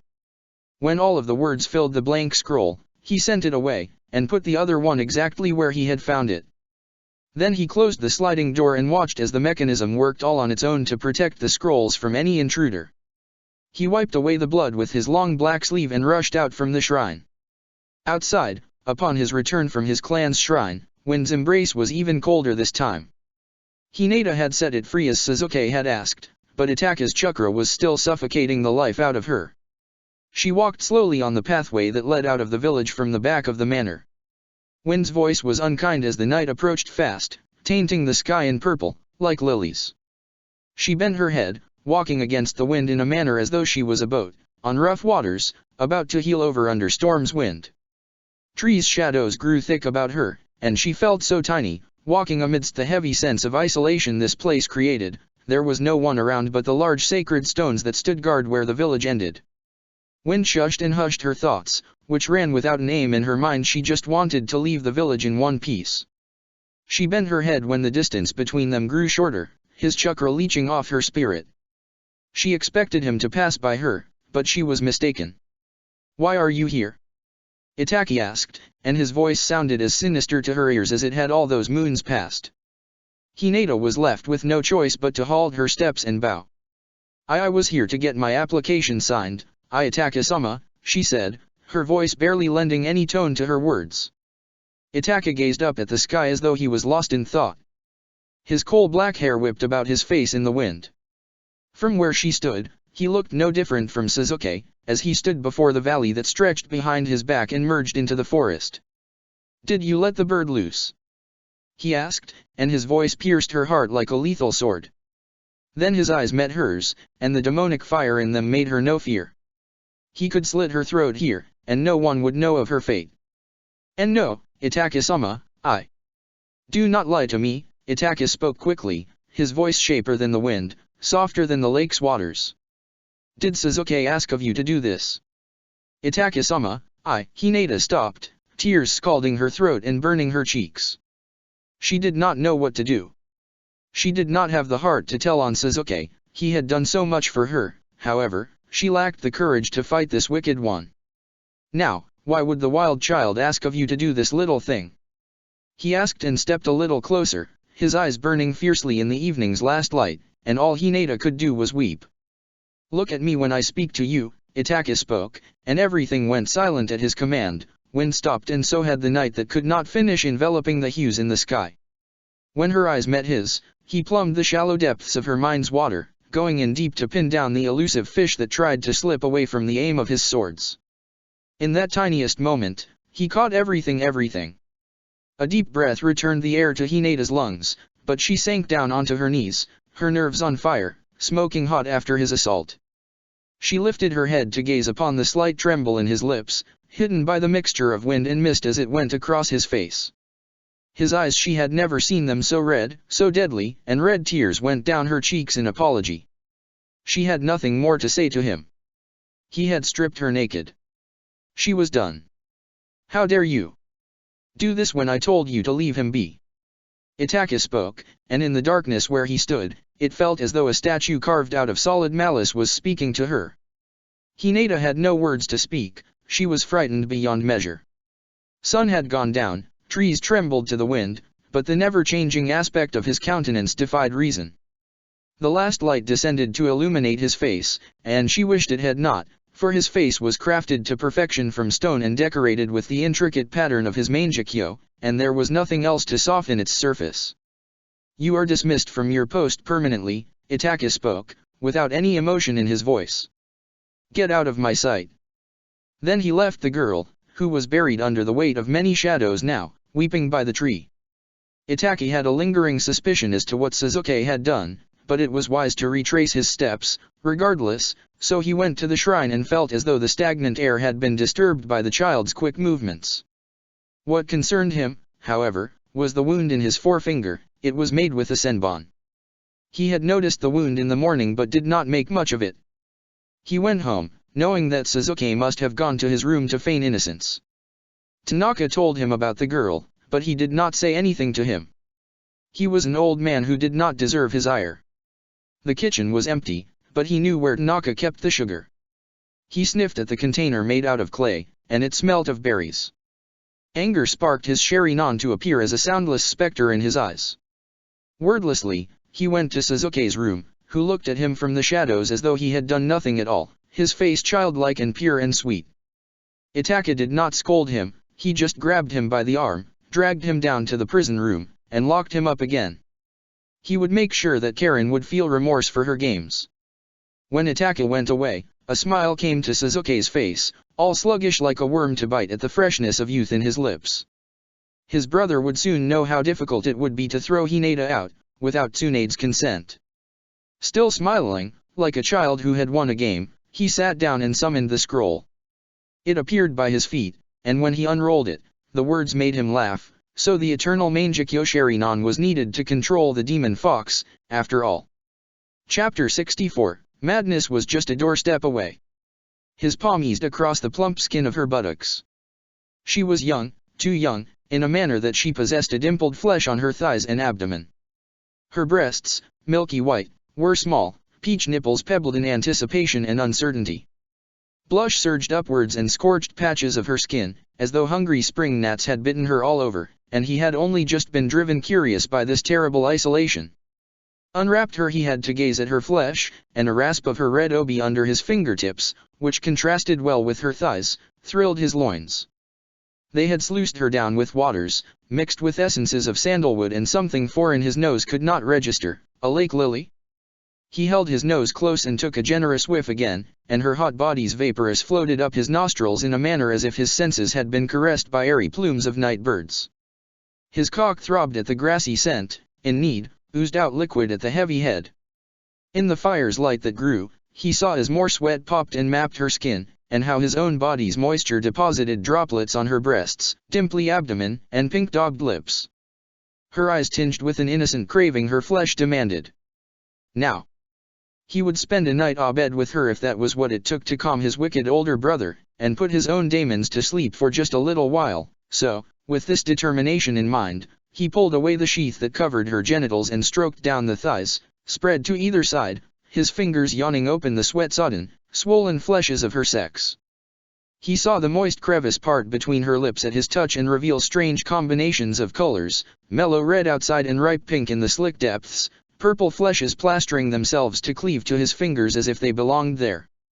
A delicate veil hung taut before her passage, which prevented further progress of his fingers.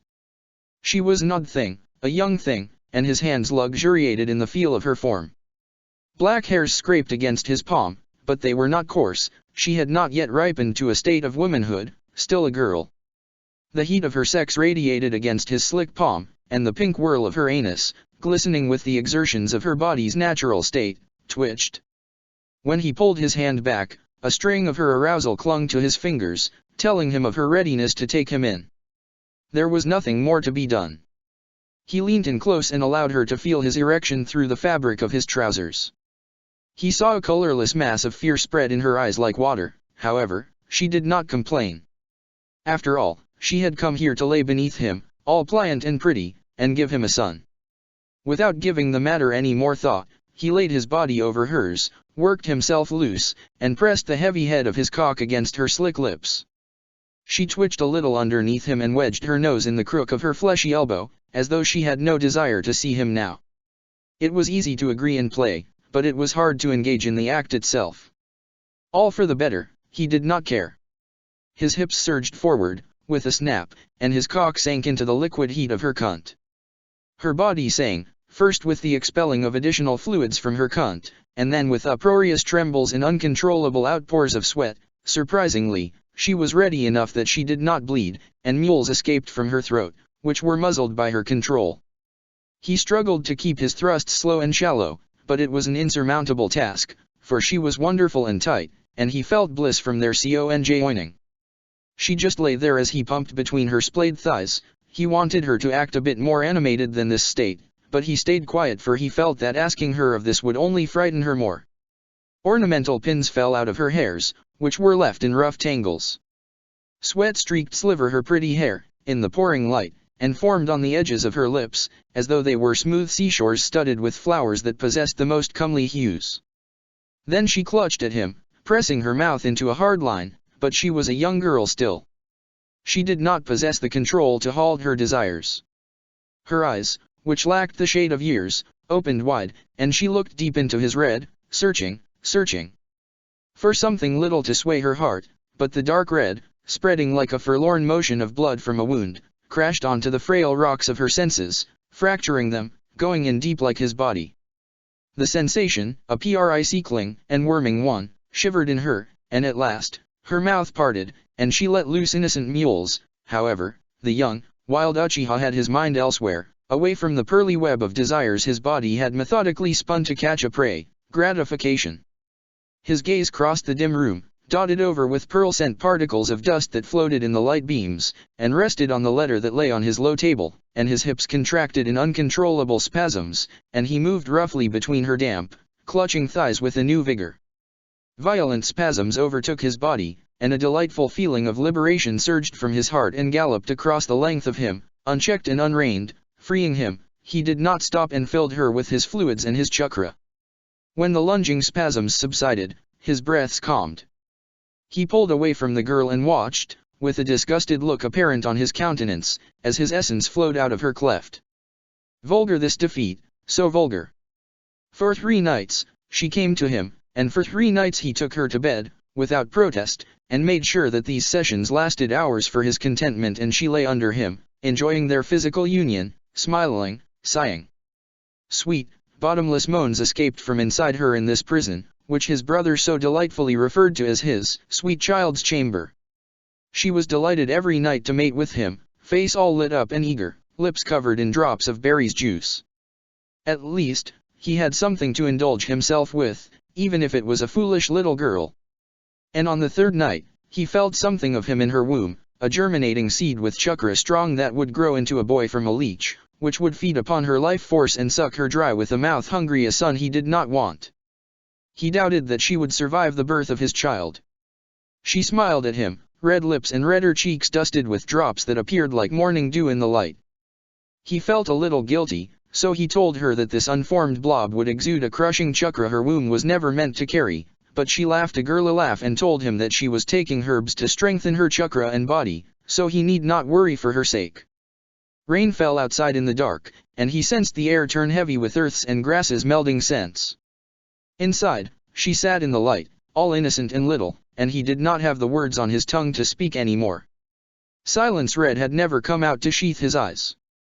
His ears glutted with a blend of confusing sounds and music that came to him from the garden. Water slapped against the stone path and shivered pebbles fell down from the deity statue that lay broken by the tree his grandmother had planted. It was old like this place. So old. She rose to her feet, a little ungainly in her motions, smiled, and did a curtsy, and very firmly and properly, in a ladylike manner, took hold of her kimono. Then she bent down a little and cupped a small hand to her mouth, a smile going across her lips in haste, and whispered, "Can I come to you again?" He just looked to her, surprised, young and foolish to be enamored by acts of passions. Besotted with drinks of lust, she stood before him now, all young and girl-like, clothed in deep red, and he did not have the strength left in him to watch her squirm and mule, like a little cub, beneath him again for even one more night. He bent his head down, indecisive, and her face fell in dismay, a child's expression, and the hue had but vanished from her round cheeks. When he did not reply in the coming moments, fleeting as they were, her lips became all pouty and red, and a frown disturbed her smooth brow, and an unhappy expression rested upon her countenance. She straightened with a start when a knock came upon the door, and she heard the vexed voice of the red-haired woman in the corridor outside. Kiku did not understand why the heir's son would keep a cheap company, however, it was not her place to ask. So little Kiku turned around, cast one last look upon him, as he sat with his head bowed in the shadow, and left the room, silent as a little flower. Kiku heard the vulgar woman mumble something behind her, but she turned up her nose at her uncultured antics. Once a harlot, always a harlot. That was what her mother had taught her, and she was a lady who would bear Suzuki a son. With that lofty thought in mind, she exited the place she did not know was a prison for the uncultured. Little bitch. Karen hissed and closed the door, trapping the rain's sounds on the other side. Her gaze fell on Suzuki, but the sight of him did not cool her rising temper. You filled up her little cunt nice and good, she said, and her voice was harsh enough to be heard in the melodies from storm and forest. Suzuki raised his head slightly, his face turned hard, and his eyes narrowed some more, dangerous in the light despite being unlit by his clan's fires. Quiet. I'm not in the mood, he rasped, and the subsequent silence bathed the room in its cold essence. Then a special fragrance of flora filled the room, and, as if its presence had dulled her irritation, her expression changed to something more soft.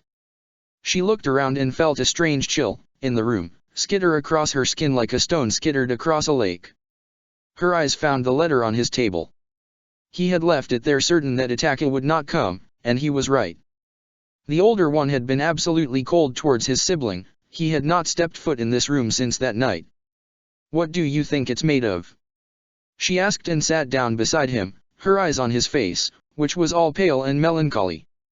He looked miserable, more so than last night. A shade of illness surrounded his eyes, and dark hair clustered, in messy layers, over the white brow. He had not bothered to fix them. It's artificial, he spoke, and his words suddenly sounded so clear in the midst of sounds from autumn's defeated storm. Are you sure? She asked, her face showing surprise. I can't see the dem seal. It's artificial, this chakra's artificial. He spoke through gritted teeth, and his eyes moved across the shadow-filled room in a manner as though he was frantic in search of shapes that came metamorphosed from his paranoia, his nightmares that he chose not to share with his brother, with anyone. That's impossible. I've tried and I've tried, he cut across her, his voice growing rough in the grip of anger, frustration, defeat. I can't replicate it. The base seal's hidden. Even with the sherry non, it's useless. He turned his face away, exposing his sharp cheek to the light. He had lost the fat that usually filled out a bit of his cheeks, in these past few nights. Suzuki, calm down, she whispered, in tone soft, but he had no patience left in him for such customary acts. I am calm, he hissed and lied to his heart, and to her, eyes blazing red this time, ever so ready to punctuate his argument. Tell Yugo to keep a watch on Meru's men. The storm yawned outside and sent in breaths to disturb the bleak flames in the sunken fireplace. Karen had never felt so cold in the presence of warmth. Sweat appeared on Suzuki's skin, and he shivered. His fever had risen again with a new furiousness. Moments passed, and he spoke no more. His head bowed, eyes focused on the flames that had lost their strength in the night's cold. She did not know what to do, so she watched him and the shade that darkened upon his features as the fire lost some more of its vigor. It had become a dull yellow shade on his face.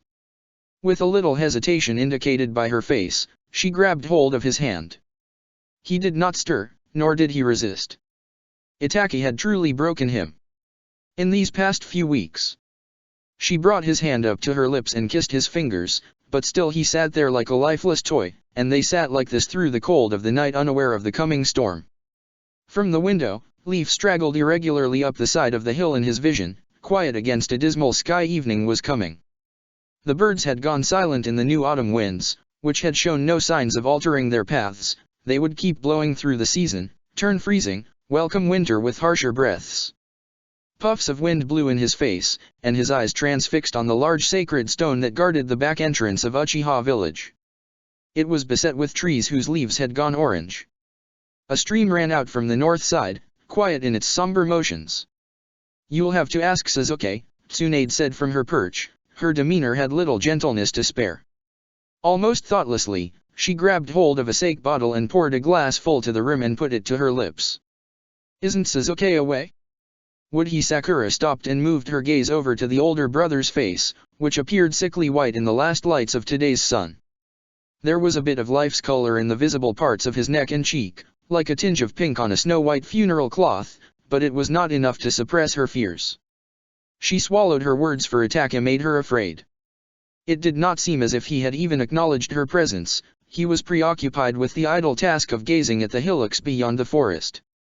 A wind touched softly his hair, and the loose hanging strands stirred against his long white throat, a brush to a clay toy in skilled hands, to bestow a certain sense of naturalness to the lifeless features, but without the colors. He was a mockery of nature, a perfection without passions. She immediately looked away, not wanting to see more of him. He was like Suzuki, only unnatural and less beautiful and more coarse in appearance. Bereft of the ghostly touches of passions, life's, innocence's hues. He frightened her. Ryo, was it? Tsunade asked, and the young man, with a slim and graceful figure, nodded behind Sakura. He appeared to be a fresh-colored youth of about 4 and 10 years of age. He had a rather stiff shock of dirty brown thatch on his head that could be likened to prickly shrubs that grew unchecked on sand's borders. He can stay with you if Itaka doesn't disapprove, Tsunade said, and took a noisy sip of sake. Then she directed her gaze to Itaka, who appeared quite disinterested in the whole affair. He merely cast the boy a brief glance and looked away again, after he had crossed one leg over the other, as if out of habit. She gestured them to leave, and they did. The sounds of their steps, on the new wood, died away. Quietness pervaded the room that slowly eroded away against the decaying noises from autumn, but he was quiet still. He had not picked up the letter again, and she did not know what he would say. Tsunade breathed in deeply, eyes going dark, and her lips, of a delicate cherry-colored hue, thinned in a hard, long line. He was being quite bull-headed. "You've grown unusually bold," she commented at last, and her nose, furnished with fine nostrils, flared dangerously and took on a decided red tone as she glanced away from him. As always, Itaka treated her in the same manner as he treated others, a strange sort of aloofness. When a moment of silence passed into a sure stillness, he rose to his feet and walked to the office's door, and that was when she stopped him. "Give me that scroll, boy," Tsunade said, her tone deep and commanding, and stood up as though in challenge. "I'm warning you. I've played this game long enough. If you don't give me that scroll, I will allow Root to arrest your brother and empty out his head for all to see. Don't force me to go down this path." Itaka turned slightly and looked at her, yet his expression remained elusive. "Your threats are empty," he spoke, voice gentle like waters and serrated like winters. "Your nature is not bound to my decisions. Why have you not?" And this time, a smile, so like the sinister presence of a specter, disturbed his countenance a bit in mockery. "You rude." She stopped mid-sentence, her breaths came heavy, and her breast rose and fell fast, and her eyes darted over every inch of his face in search of a sign of weakness deep down she knew she would never find. Tsunade's projecting lips turned redder in anger, overtaking the artificial hue Sake had imparted upon them. However, she controlled her emotion, and it faded back down into her breast to throb as a faded irritation. In the light, now, she saw it rise again in his eyes as a strong color to deliver a sure threat, which fluttered about him as moths in a dream haze. She touched the side of her head and squinted her eyes against the radiance of his clan's accursed shade. He did not speak a word, as though he awaited her response to his wordless acts of intimidation. "You," she started, but stopped again, afraid to meet his eyes lest he meddled with her memories. "You're imposing, and I don't like it one bit. You know I can't stop the daimyo's councilman. Have you grown foolish that you overlook the seriousness of the situation?" "No," Itaka merely breathed out, his visage no less expressionless, only the slight quirk of his mouth, a pleasant feature that was barely discernible at the present moment, told her that she amused him greatly. His nonchalance left her shocked. A harsh breath whistled out of her nostrils, and she put aside the cup that she had been holding onto for the sake of her sanity. "Then you know that I know you did nothing of value," Itaka cut across her, his tone of voice still hiding a thread of dominance that she intimately resented now. "I wonder where all of these games will end? If the Uchiha found out about your innocent mishaps, they would deem you and the council a threat. The Okamai clan would think even less of you. What a mess you have created, Hokage-sama." And this time, a wicked smile danced, like the lightest touch of breeze, about his lips. Then he left her office as a quiet man full of danger. Her heart had sensed it in his breast, and she did not know how to touch Suzuki without fighting a losing battle. The walk back home was draining, and he could only put up the act for so long. That accursed missive, it had rattled his soul. Just a week? What would he do? A gaping chasm had opened up a rift in his mind, and he did not have it in him to lock away that malice. He stood between his devil and his deep. Tsunade had proven to be utterly wanton, a foul woman who was out to get his child to save her own. He should not have instructed Kai to save her life. A mess, what a mess. He had created such a mess. For his child. Still trapped in the thought's mire, Itaka went to the graveyard and walked through the mist's pool by his feet. It dispersed against his movements like water. It was almost quiet here as he stood before his father's grave. Like thin streams, rain droplets traced his face and the shape of the gravestone. In there he lay, all rotten and still and dead. It was so dark here that his cherry non sprouted, a flower in his eyes soil. He could now see the dancing lilies Suzuki had planted along the grave long ago. He sat down in an obedient posture, as a good son would before his father, took out 2 incense sticks from his pocket, and let loose a little flame-kissed breath. It ignited the tips that sizzled beneath the rain. The embers shone brightly, and plumes of smoke snaked up, along with the fragrance, in the dark air. He stuck the sticks into the rain-softened dirt where the lilies grew. The rain was sparse and light, it did not disturb the smell and the embers too much. The fragrance hit his senses, and he breathed in deep and long, and felt the strong smell fill up his lungs in great bursts. He sat like this as moments went by, quiet like his father's grave. The father did not speak, and neither did he. Words clove to his tongue's tip as though it was their final anchor. He did not want to part with them just yet.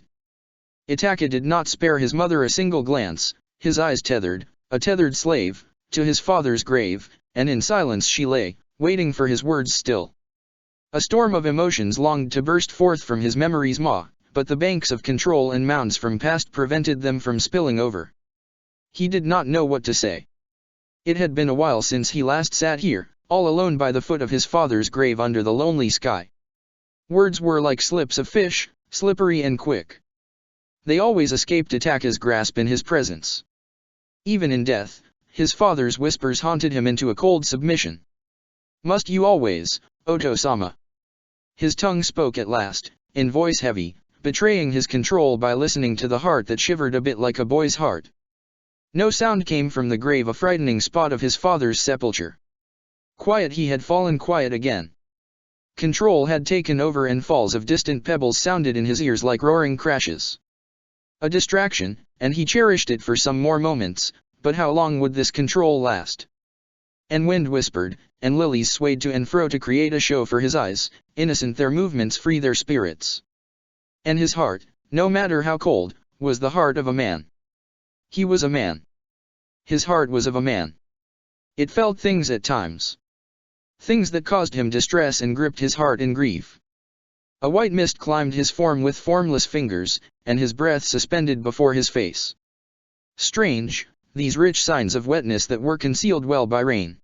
His eyes moved slightly, and he noticed that the embers had died away, not even the plumes remained. Itaka lowered his eyes in obedience, and his fingers twitched a bit on his thighs. He started and stopped, and it was not like him to stop the way a small boy would. I do not know what to do. He let out a sigh, a burden lifting from his heart as though his father's breast was before him to bear it in his stead, like a father would, and a voice's whisper, from a spectral gate, cradled him, and he felt empty. Why did you not tell me what was in your heart? He asked in a voice that had a perceptible trace of a boy's accusatory tone, and his words went into the wind and became silence. A cold soaked through his clothes and skittered across his back like innumerable spiders out to craft a web on him, and his skin went numb to all sensations but the ones inside his heart. Deep they lay, seedlings sprouting new roots into the soil, and they moved towards the dark, away from the sun. Should I do what they all want? He asked and went silent, as if waiting for an answer that would never come. Yet what of my heart, Oto-sama? What of? He stopped when he looked up, a quiet grave greeting his eyes. Shushing sounded from trees, a lonely place, like his heart would be without the child and the obsession he ignited in him, and he did not wish for such a loneliness, such a grave in his breast. To hell with them all. With his dreams still compelling his mind, heart wounded, he spoke, bitterness woven through his liquid sweet voice. You are cold to me, Oto-sama cold. In your grave quiet to my worries. You never listen, do you? And then he inhaled the scent of the dead, as though to weave another memory that was meant to be forgotten, got to his feet, and left for his home without looking back at his father's grave. Up in the sky, night had spread, and Itaki had left the dream behind in the graveyard. His steps halted by the stairs that went down to the prison, but he chose not to see Sasuke. Itaki went to his room and sat by the sliding door that was left open to air the room. Breeze slid across his skin and night approached fast in silence. He rested his forehead in his palm and listened to Kirin's rueful calls, filled with pain. Its wings fluttered erratically after every few moments. At last, unable to deny its strange-tongued pleas any longer, Itaki went to the cage. He noticed, with a heart heavy, that it had broken the bones in its right wing in a desperate attempt to free itself of this prison. He opened the little door and took it out. The little hawk did not struggle in his grasp. It was tired, very tired.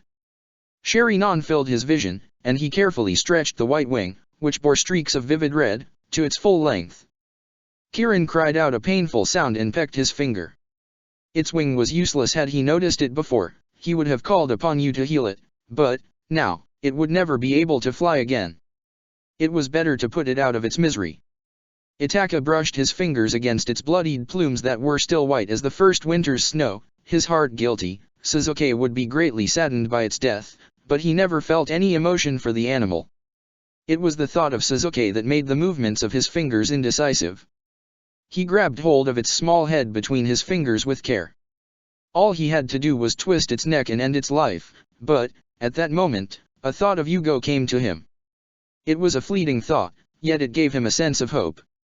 He put the bird back inside the cage, and the little hawk started screeching in impatience again. Itaki waited in his room. Evening had come, and the sky's purple shade darkened to a terrifying black. He had asked of Karen to bring Yugo to him. Though reluctant at first, she went away for Sasuke's sake. Rao came by, asking of him to be kind to Sasuke. Her words about truth always mounted his worries. Now, he stood shadowless inside the shadow and watched as Yugo merged his flesh with that of the bird's. It screeched in agony. You stood by him, utterly shocked by the spectacle. Threads of flesh came out from Yugo's fingers, went into Kirin's broken wing, and entwined with the broken tendrils. They wriggled, wormy and excited, and merged with the animal's flesh. His Sharingan saw everything. Heal its wing, Itaka commanded, and watched the meek medic position his hands above the bird. A green glow appeared around his hands, and its radiance calmed the struggling bird and eased its pain. Within moments, the muscles repaired themselves in a manner as if they had never been injured. It soothed Itaka's anxiety a bit, but the human nervous system was impossibly complicated. If I asked of you to heal the broken nerves behind a Sharingan wielder's eyes, would you be able to accomplish that impossible task? Itaki asked, and Yu's eyes widened in fear. He could not be planning to do such a cruel thing. Itaki-sama, you stopped when Itaki raised a silencing hand. Albeit guilt wrecked the heart, he bit into his lip and stayed silent. It was not his place to question a clan's head. He was just a servant. Yugo looked at him odd, his countenance calm. I've never tried anything like this. What are you? His voice trailed off when Kai and Sarizawa stepped into the room. Kai appeared cold and hard, Sarizawa, anxious and gloomy. You can leave the house. I will call upon you if need be, Itaki spoke, and his voice was harsh despite its pleasant tone. Then he went out from the room, Kai and Sarizawa in his wake, and left both of them in the dark. Night was cool, but a new storm was being spun by nature's hands in the sky. Itaki did not stop his walk till he reached the door of his siblings' prison. Irritation came across his face at the sight of Suijutsu. He had come at Karen's request. She stood behind him, in his shadow, wringing her hands together as she looked everywhere except at Itaki's face. Stop what ya doin', mate, this ain't right. Ya got to think AF some other way. Suijutsu said, anxious and a little angry, frightened. Why are you here? You have no business here. Leave, Itaki commanded, and his voice, as unfriendly as a winter's night, felt clear and heavy, almost as if it was an object itself. Don't do it. I beg AF, ya, he's ya brother. He pleaded, his tone growing rough with emotion. Itaki remained silent for a few moments, appraising the man before him. A wind blew in their direction, and the lantern went out behind Itaka's back, and all Suijutsu could see now were a pair of red eyes on a tall shadow in the oppressive dark. This matter is not your concern. My brother is not your concern, Itaka's shadow spoke gently and dangerously. Whilst your gushing sentiments are touching, I do not have time for your theatrics tonight. Leave, and take this treacherous girl with you. Suijutsu clenched his teeth and fingers. Anger rushed through his veins. Send him with me, he said and slapped his hand against his breast. I'll take care of him. Yeah, got a choice. Don't be like that. Yeah, got a. I have no choice. Sasuke has left me with no choice, Itaka spoke, words hissing from his lips, and his shadow grew taller like a menacing daemon with wings. You may think your foolish games were worth the trouble, yet now my child will reap the rewards of your games. You will know remorse one day. I will make certain of it. And then he went quiet like the moth, and Red went away and left showy eyes in his face, like the ones the devil's moth wore on its wings. He turned to the door and went into the room, Kai and Sarizawa behind him, and all Suijutsu could do was watch. In defeat. Sasuke sat quietly by the fire. He had hidden away the letter, it was as if he had felt it in his bones that his brother would come. He rose to his feet slowly when Itaka stepped into the light, through the film of barrier stretched across the door frame, from the shadows that filled the corridor. Shadows rippled and Kai and Sarizawa appeared from the dark, as well, their heads bowed. They stood still and Kai closed the door without looking up. Like two statues, they positioned themselves on either side of the wrathful deity that was his brother. His face wore a trance-like expression, deeper than the winter's dream, and Sasuke did not speak. A chill had fallen on this place and turned it into his grave. You child, Itaka breathed out, his eyes fixed upon his brother's face, which was endowed by nature with innocence and love he always felt for him. Tell me what you have done. Do not disobey me now. Do not hide things from me now, he spoke and stepped closer, and Sasuke's visage displayed a fear his weakness could not let him control. You're arrogant, and I hate you. Your love for this fucking village that killed our people. You are not my brother. Sasuke accused, and his voice was as rough as a heavy metal being dragged across the dirt ground. Itaka's eyes became so red, and shurikens formed in their depths to transfix the little one in place. White light illuminated Itaka's face, there was a shadow's gloom in the room, and the fire in the fireplace had gone unfriendly in his brother's presence. You are honest, Itaka began, and words tripped from his tongue in an effortless manner. I do love this village. More than everything. More than you can imagine. I would give my life for it, and I would take a life for it, as well. I will never question this sentiment. It is in my bones, but you are in my heart, and you wound me. Always. Had I loved you less, I would have killed you for your mischief, but I cannot. You know that I cannot, for you are aware of being my weakness, my only weakness. Then, as Sasuke's weakness got the best of his vision, he saw a blur move, but he did not have time to react. His back met the floor and breaths escaped his lungs in a single sound of pain. Let go. Sasuke growled, struggling beneath Itaka's imposing weight. He was unable to free his hands from Itaka's punishing grasp. He tried to knead chakra to run right in through his system, but only a little spark of it manifested about his hands. He could not knead chakra. Sasuke's system expelled a large amount of sweat, and his skin went clammy and cold in fear. What have you? What is the matter? I thought you enjoyed the taste of berries. Itaka spoke so coldly, watching as Sasuke's expression warped in fury at his remark.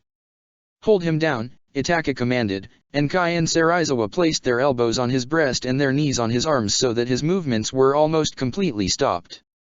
He tried to thrash about, but without the breath of fire in his veins, it was hopeless. Sarizawa turned his face away, sadness invaded his visage that was perceivable to Itaka's eyes. You can leave if this distresses you, Itaka spoke, without emotion's touch. Sarizawa bowed his head and did what was asked of him, but he kept his gaze away from Sasuke's face. Sasuke was overcome by anger, fear, shame now. Despite the influence of a foreign substance in his veins, his chakra was powerful enough to power through. He turned and tamed it into Raiden and it burnt on the skins of his tormentors. He saw Itaki indicate something to them with a subtle tilt of his head, and then unneeded chakra poured into his system. It was mixed with something strong that throttled his own, and his Raiden went out right before his eyes. Had he been robust and healthy, he would have thrown them off him with a slight change in his chakra, but in these moments, his flames were defeated, tamed by his brother's schemes. "Look at me," Itaka spoke and bent down so much that he appeared like a white and terrifying ghost in Suzuki's vision, all actors and theaters and plays. Suzuki squeezed his eyes shut. He wanted to turn his face away, but Itaki had grabbed his face between his hands. Suzuki felt him pry open his right eye with his thumb and forefinger, and he was left with no choice but to stare deep into the red that greeted him. His heart pounded loud and clear in every chamber, every vein, every bone of his body. It sang and it feared, yet it had no tongue to speak. What an odd instrument of his emotions music! Yet before the dark, before the anger and before the fear overtook him, his heart whispered in sincerity, "My brother was cruel, but in his eyes, one day, I had seen the man I wanted to become. You're not that man anymore, you're not the brother I loved. You're not the father I loved." Then Suzuki's voice changed, and he sang out in a different tune. The dark chamber filled with his screams. Blood poured out from his eyes as though they were martyrs in battle and went down his white face, but Itaka kept looking, and a strong emotion waged a war against the ever-present influence of winter in his expression. The screams faded like autumn's songs in his mind, and he came upon the world of his child's mind. A small Suzuki, all white and sweet, stood by his feet whilst he looked up at him, a purple lily in little hands, and black beaks, sharp like swords, went deep into his flesh, bleeding him, wounding him till he shrieked, his face a picture of grotesque artistry. Crows poked at him and ripped his white skin away and left patches of oozing flesh for Itaka to see. One took the boy's eye out and the other ruined his petal-like lips. They inflicted such violence upon his face that, once they were done, they left a misshapen mouth and peeking teeth and hollow eyes for him to see. "It is only a mirage," Itaki assured his heart, "it is not real." Threads of blood diluted in the clear water by the child's feet as it crumbled away bit by bit, piece by piece, drop by drop, till a husk of its shell turned to dust right before his eyes and vanished in the autumn air invaded by his winter. The sight of it all stabbed his heart in two. The sounds of the babe's harrowing cries still resounded, till the echoes, too, faded away. Madness was just a doorstep away. Solemn stillness prevailed in this world that was beset by his crow's cruelties and their malice. He saw tulips in misty waters and a shark hiding amidst slips of fish below the film of water. Purple blobs fell from his skin, took on shapes as they congealed in the water, and flew out as purple moths, sly devils, to envelop the distant memory of a child in a dark pool it had to be rewritten. When Itaka pulled out from the depths of Suzuki's memories, he was exhausted. Suzuki had turned his face into the floor, and his screams had stopped, but now, he whimpered like a child. Kai and Serizawa let go of Suzuki at his command, and Suzuki curled up on the floor and wrapped his arms over his head as if trying to protect himself from a blow. "I'm sorry, Nii-san, I won't do it again," he whimpered as Itaki rose to his feet. He watched as blood flowed from Suzuki's eyes in a manner as if they had been stabbed through with swords. "I won't do it, won't do it again," he whispered between sobs that shook his whole body. "I can't see. Nii-san, I can't see. Nii-san, don't leave Didon-T." And he kept mumbling like this, weeping in hysterics, that his words were rendered incoherent to Itaka's ears. Itaka looked to Kai and Serizawa, who looked utterly horrified, his calm an impenetrable barrier. "Tie up his hands to the wall so that he does not wound himself and lock him up," Itaka spoke with a certain firmness to his voice and left the prison room. Chapter 65, Blood Pools. "Really, Nii-san?" Suzuki asked, countenance showing excitement in light's illumination. Then he twisted his rosy mouth a bit, and the shadow across his left cheek's curve fluttered against the nature of flame that burnt uncertain in the lantern. He appeared confused now. He sat on the mat, and his fingers were quite busy on a string in his hands. He had been practicing the tricks of strings for shuriken jutsu again. "Yes, Higanbana's flower and leaves never bloom together," Itaka spoke and caressed Suzuki's cheek with the palm of his hand, and his fingertips brushed against the flushed skin in thoughtless motions. "Its blood is also poisonous. I do not want you touching it next time. Plant something else there." but Suzuki stopped, and his face fell in sadness. Then he put the string aside, and leaned his forehead against Itaka's knee. He sat in a chair, his shadow a heavy ghost that visited upon his little sibling. "Why not plant the lilies there?" Itaki asked and stroked Suzuki's head. "They won't keep the burrowing animals away," Suzuki mumbled and heaved a long and heavy sigh that expanded his breast. Wind crossed the forests and came to them, noisy in its arrival. Windows and doors rattled, and the house murmured a creaky song. A storm had expanded above the land, and the manor was caught in the glare of its eye. A pattering sound started, chilling the room a bit. "Come and sit here," Itaka spoke and watched as a smile spread across Suzuki's mouth like a streak of red hue. Suzuki climbed Itaka's thigh and leaned into his breast. For a few moments, Suzuki spoke nothing, and wind's murmurs filled the room as though they were sounds from the throats of the dead. Treading lightly, slowly, and silently, sounds enveloped the manor as a breezy veil, and wind became this house's breath. "Are you going away again?" Suzuki asked, his voice too innocent to hide his anguish, the soft expression upon his face morphing to show his emotions, a young boy's emotions. "I will come back before the next moon appears, and I shall bring good strings for you," Itaka spoke, a smile in his voice, and his words assuaged Suzuki's fears, and Serizawa saw something shift in Suzuki's gaze, noticed the change from an innocent glimmer to a perceivable sheen of utmost adoration. The Lord's voice had become richer with the waning and waxing moons, and now, autumn wind's murmurs mingled with the expressive sounds made by his Lord's tongue. In the room, everything undulated between them in a childhood play, smells, sounds, and all. It was winter's night, and the crow had come to feast on the common moths, Serizawa's lord whispered, and his white hand pushed the wild hair from his child's face, who bled vivid ichor from his eyes. "W winter, Nii-san?" the child asked, and his voice trembled still, riding upon the currents in the room's confinement, his hands in shackles that clanked together when he moved a little in anxiety. He sat by the Lord's feet, looking up at his face adoringly as though nothing else existed in the world but the signs of him that filled his vision, distant crows that appeared like black and grey models in the excited rabble of devil's moths. "Yes, winter," Itaki answered in the softest voice and caressed Suzuki's cheek, clothed in a bright color the fire emitted, with the back of his fingers. The crow, Yatagarasu, guided the king. In this season. It was a cold season and many died to protect the child king. Spider lilies wilted away in the graveyard. Devil's moths poisoned them.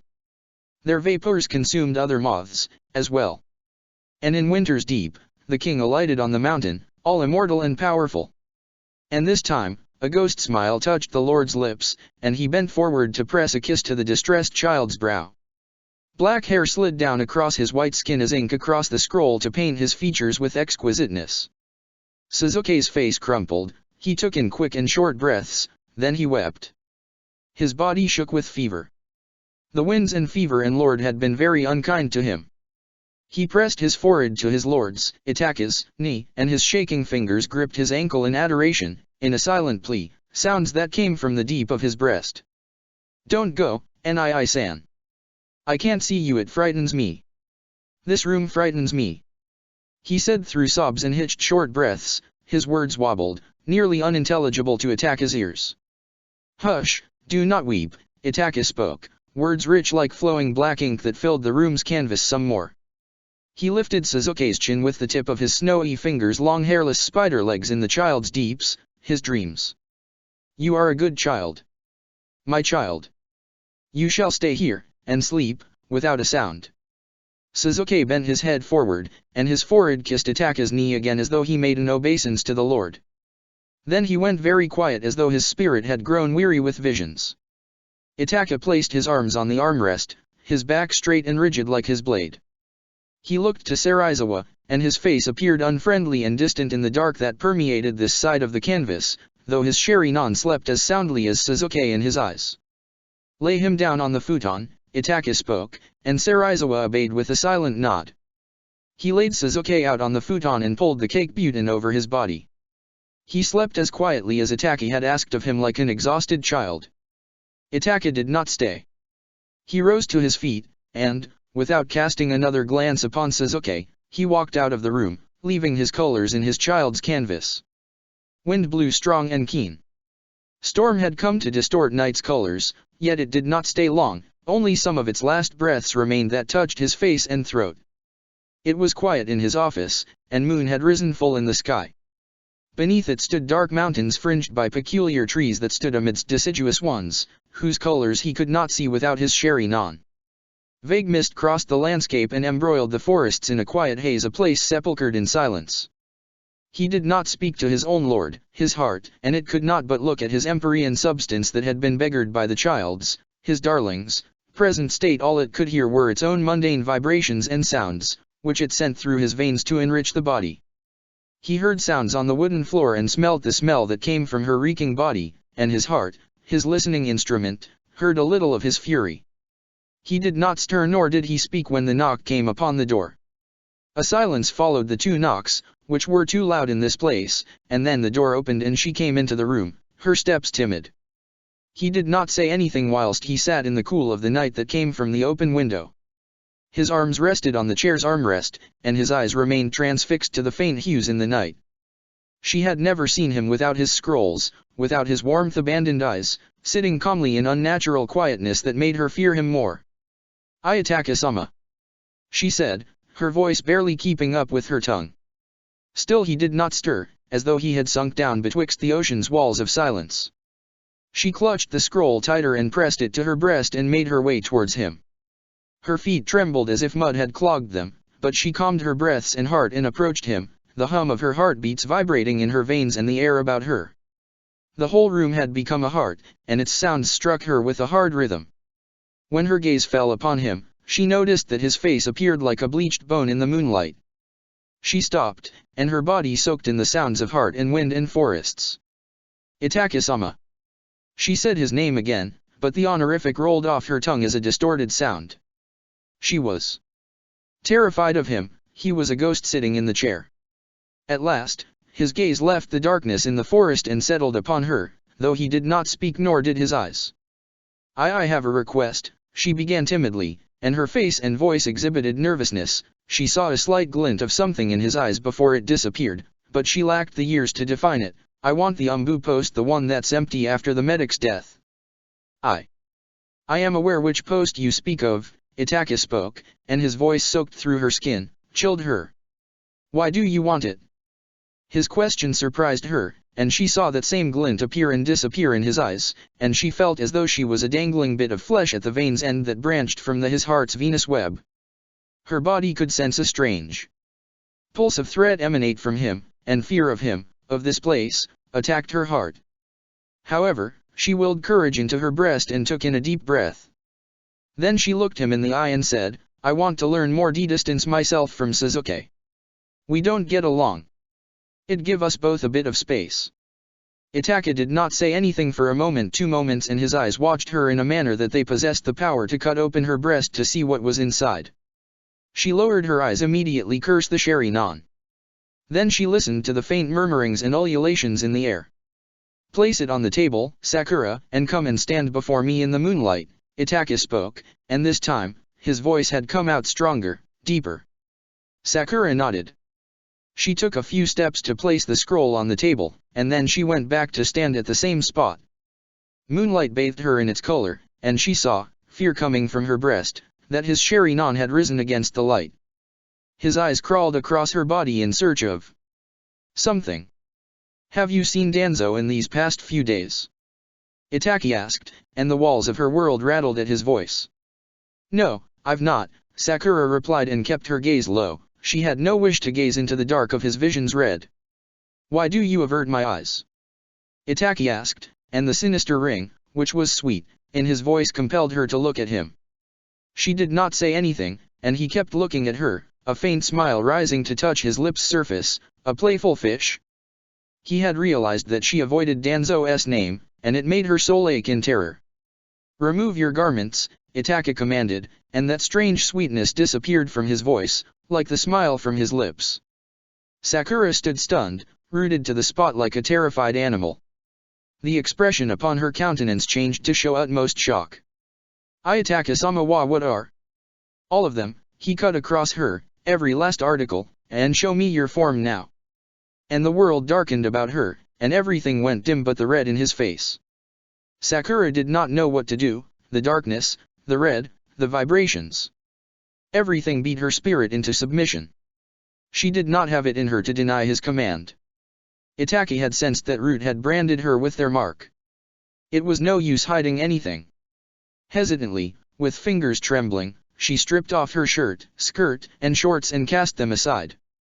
Then she tore down her undergarments and threw them on the heap by her feet. She wanted to reach her hands up to her breasts, hide them from his gaze, but she fisted them by her side. When wind hit her body, patches of pink color appeared on her sweat-soaked, freckled skin. The thick curls between her legs glistened in the light. She had dark pink and red freckles that ran down between her breasts, quite small for a woman, and down the length of her arms. "Need your chakra and release the seal," Itaka spoke again, and his voice rang in her ears like a temple's heavy bell. Sakura did as she was told. She uncurled her fists, raised her hands, made the tiger seal. Chakra poured out from the seal and coiled round her naked limbs, a snake. She lowered her hands at her sides and watched him observe her through the scorching eyes of his clan. Suddenly, Sakura was facing the wall, hands on the smooth wood that emitted a natural scent of leaf. She heard a voice, which came from the deep, that told her to part her thighs, and she did. A seep of moisture came from her core, and something wormed in little and black. She leaned her head back, and her lips parted, and she felt two fingers invade her mouth, and she bit down on them, tasted red. Then she gulped and saw a world turned upside down. Black rain floated about her and fell on the strange, rippling roof and went in, and sharp things like beaks burrowed out and collided with the stone ground in loud splatters. Hail, black hail, that smelt of moths and something else. Black ink climbed up her back, to reach her right shoulder, and fell down and shrouded her breast. Then the black branched so much, mapping every inch of her breast like invading, superficial veins that turned to hair and clustered in the most luxuriant manner over her skin. The bones inside the fingers broke, flesh melted away, and fingers were no longer two, but one, and that one thing's surface turned smoother and thicker, like a beak, and went deep inside her to peck at her flesh back and forth, over and over again, and she swallowed the sticky bile that was loosened from the tip. She suckled it lovingly as it filled up her mouth and throat.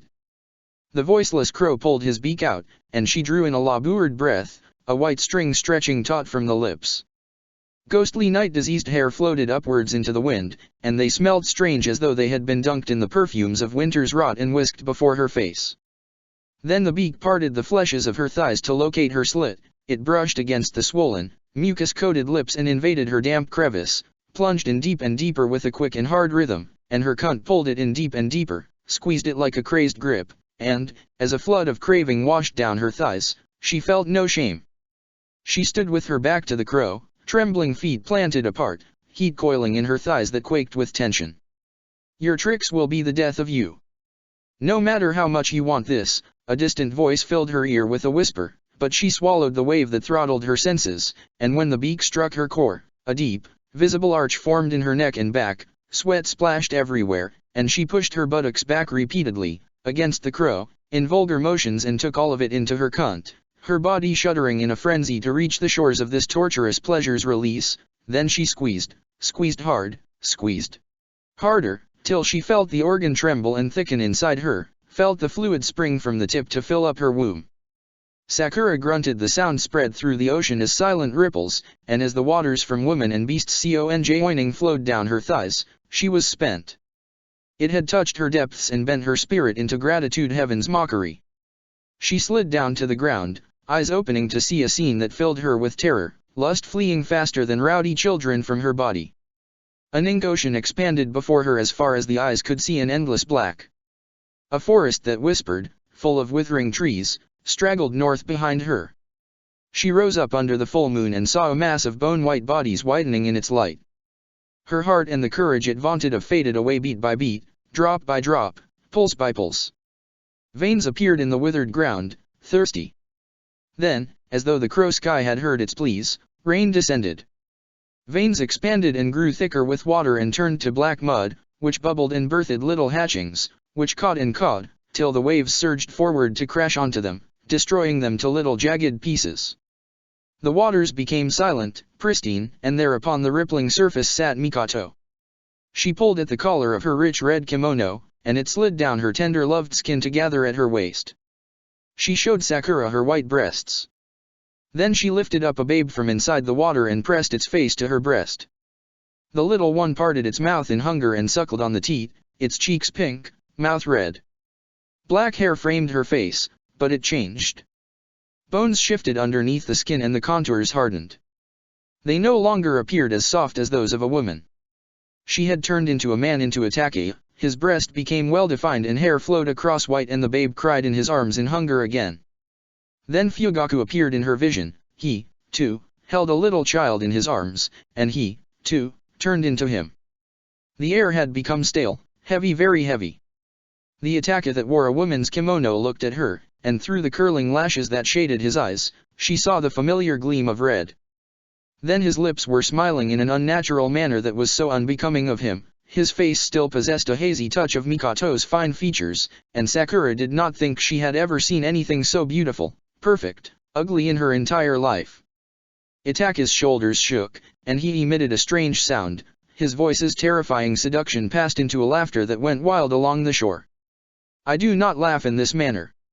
You think strange things of me, the other one spoke, his face sober as he gazed down upon the darling babe who would not stop weeping. There, child, the gentle one whispered from lips pretty and red, we shall punish her for causing you distress. Sakura's heart and world rattled, and she stumbled on an uncertain earth. She fell down onto her knees, and mud clung to her naked skin. No. She breathed in the faintest whisper, and her tear-filled eyes fixed on the babe, realization stabbing through her heart in a single motion, Suzuki. Their heads snapped towards her, and the babe's cries sung terrible echoes, and rude wind slapped against her face as though the world had gone angry. Mist rose from the deep and sepulchered the world. They disappeared behind the veil, and the eye could look down on her in all its red glory. Drip drop, black trickled loose from the crow sky. Feathers burrowed out of the surface like purple lilies, and a long beak pierced the sky's far end, like a toppled mountain. Sherinon whirled in its eye as it looked upon her as though she was a little insect in this world. In the crow's eye, her mind was lost in visions. Ink spread beneath the ocean, a ripening disease, and little blobs formed on the surface that had become a sludge. They coalesced and made a larger blob, and surges threw it on the shore in a splatter of black gore. Sakura stumbled back and spasms traveled in her muscles at the scene before her. She had never felt this afraid before. Then, out of the blob, black liquid spread out and changed into fine hair strands, and a white frame rose out from the sludge, which slid down the limbs to reveal Itake. He smiled, and the smile widened and widened till his beautiful face could contain it no more. His mouth ripped open at nature's seams, and he reached up, grabbed hold of his face, and pulled the skin back. She saw a beak emerge from his mouth, and a head of an eyeless bird appeared as he ripped away his fleshy visage, a beautiful edifice, and cast it aside. Screams were strangled in her throat, and she turned back to run, but stopped at the foot of mass upon mass of white clay-like bodies, dappled red in blood, their faces frozen in strange contortions, eyes fixed on the man behind her, scared into death. Her heartbeats sped through her aching veins, and she ran as fast as she could, feet crushing what lay beneath as she went. The clay crunched and emitted gooey insides and rotten smells that choked her throat close, preventing the vapors from descending any further. She coughed but did not stop and ran deep into the forest. The forest did not welcome her. Dry roots grew out, cradling countless purple lilies that popped up from the soil, laughing like joyous children. Her foot caught in the roots and she hit the ground, weeping now. Let me out. She screamed and heard her voice echo for several moments. I am not holding you hostage. You can leave whenever you want. He spoke from the sky, air, earth, and his voice came to her as a whisper amidst the giddy laughter from children's growing throats. The purple lilies laughed, nodded, swayed, danced. Happy boy children. When Sakura heard the crunch of feet on the leaves, she slithered behind a tree. Her heart thundered like drums. She was surprised he had not heard it beat. Everything about her was nothing more than silence as her heartbeats overwhelmed the sounds and dulled her senses.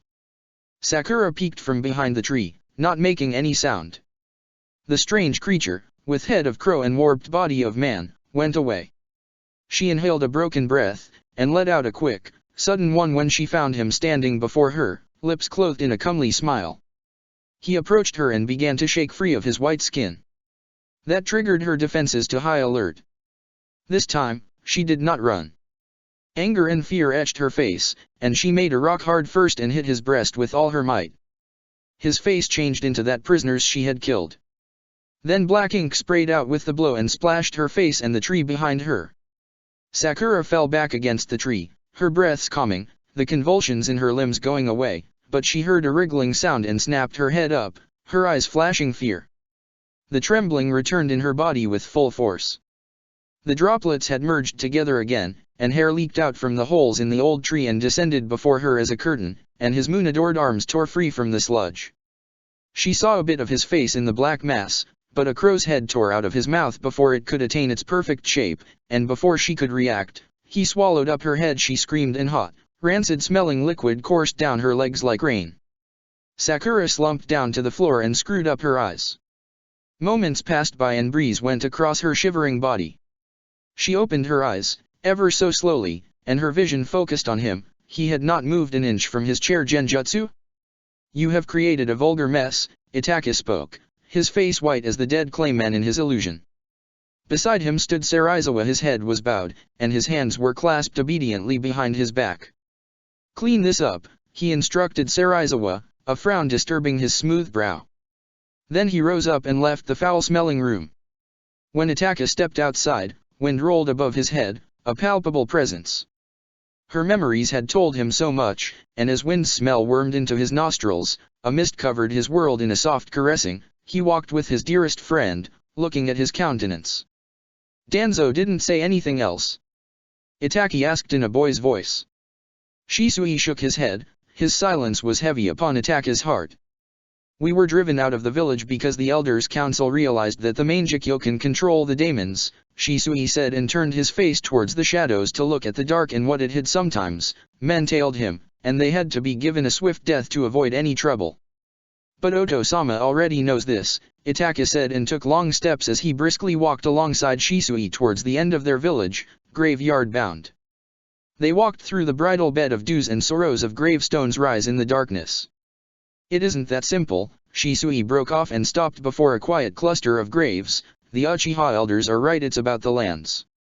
Danzo's made an alliance with the elite squad. This won't end well. He went silent and bent forward to move the leaning, drying tree branches out of his way. The coup isn't the answer, Itaka said in a tone that expressed his discontent. Shisui looked at Itaki and patted his head.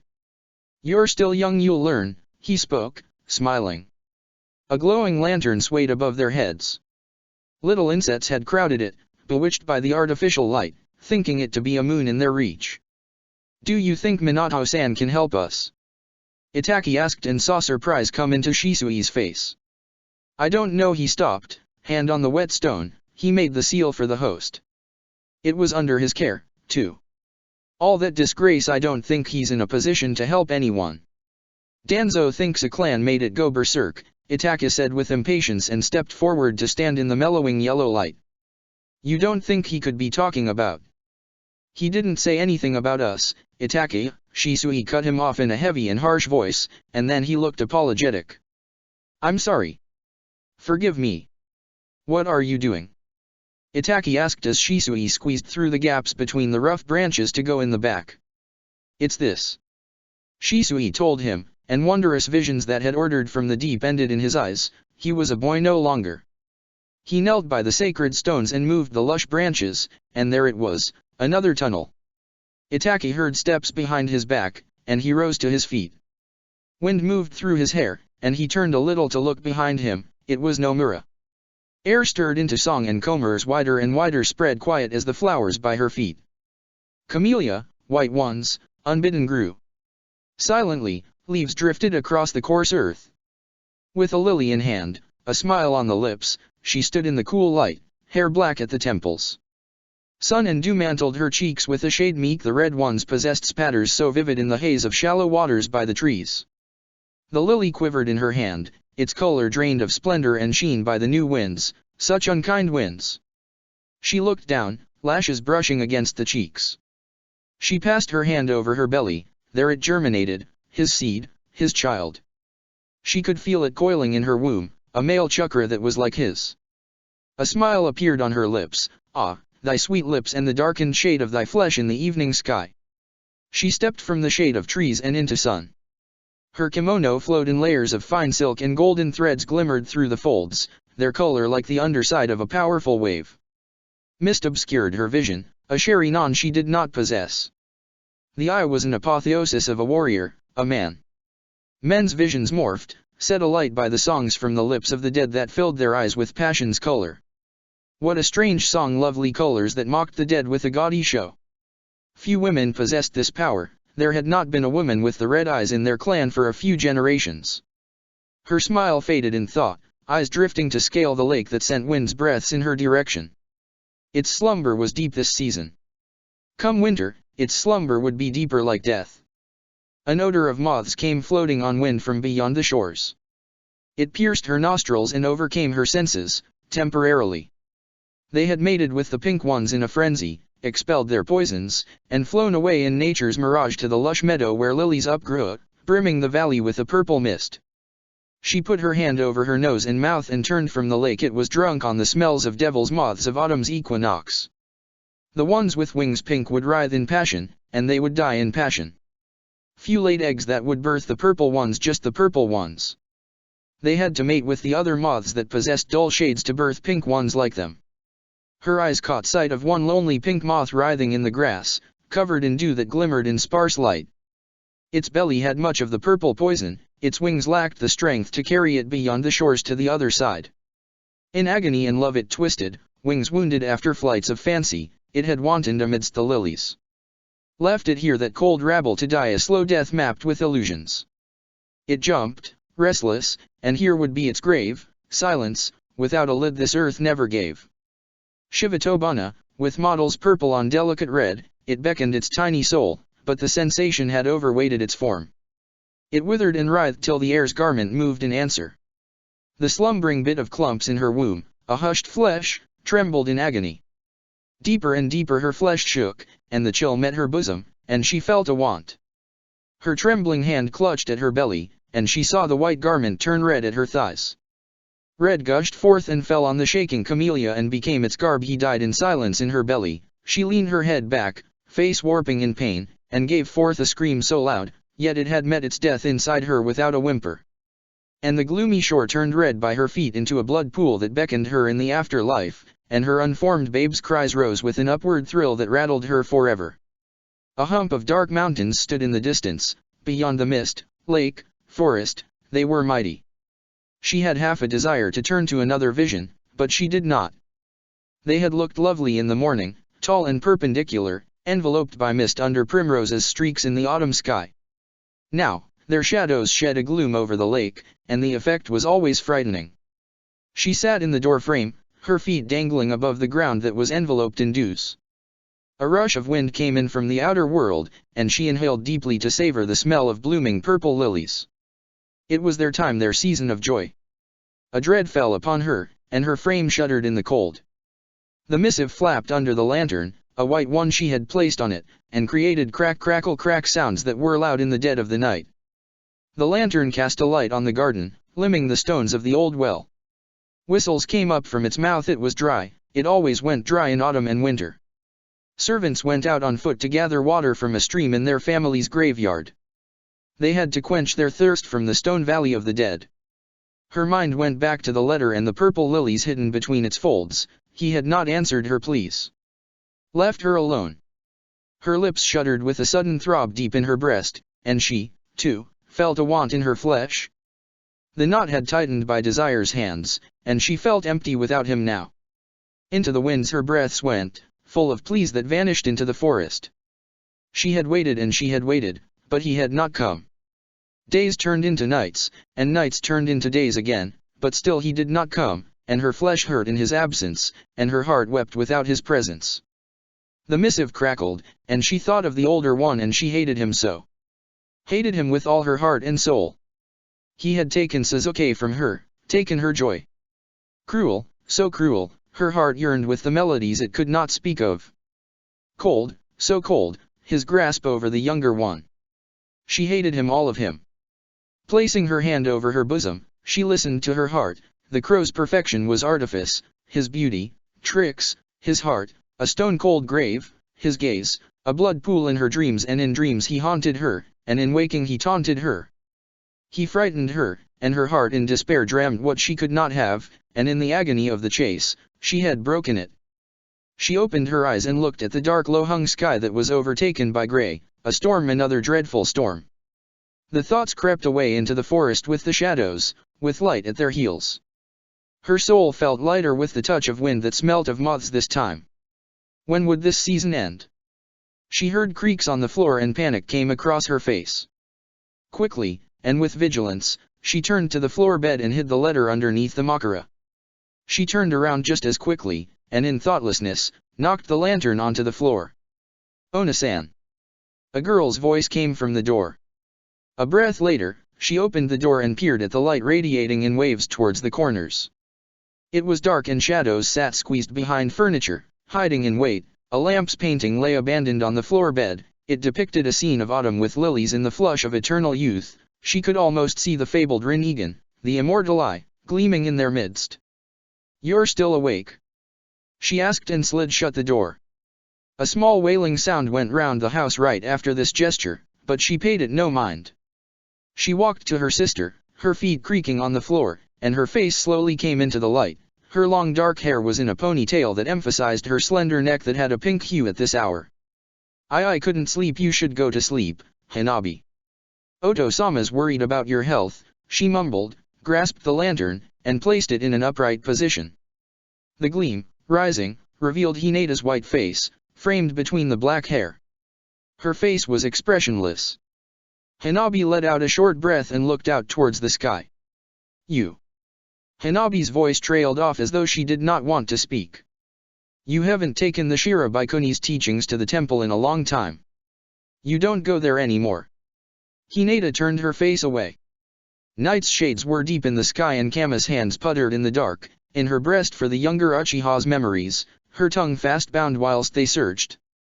She heard the wood creak, and then it creaked some more as her sister sat down beside her. She did not look at her. The wind came strong, but Hanabi's eyes were on Hinata. She watched as her hair streamed back in waves. Strands clove to the sweat on her cheeks like dried-up ink.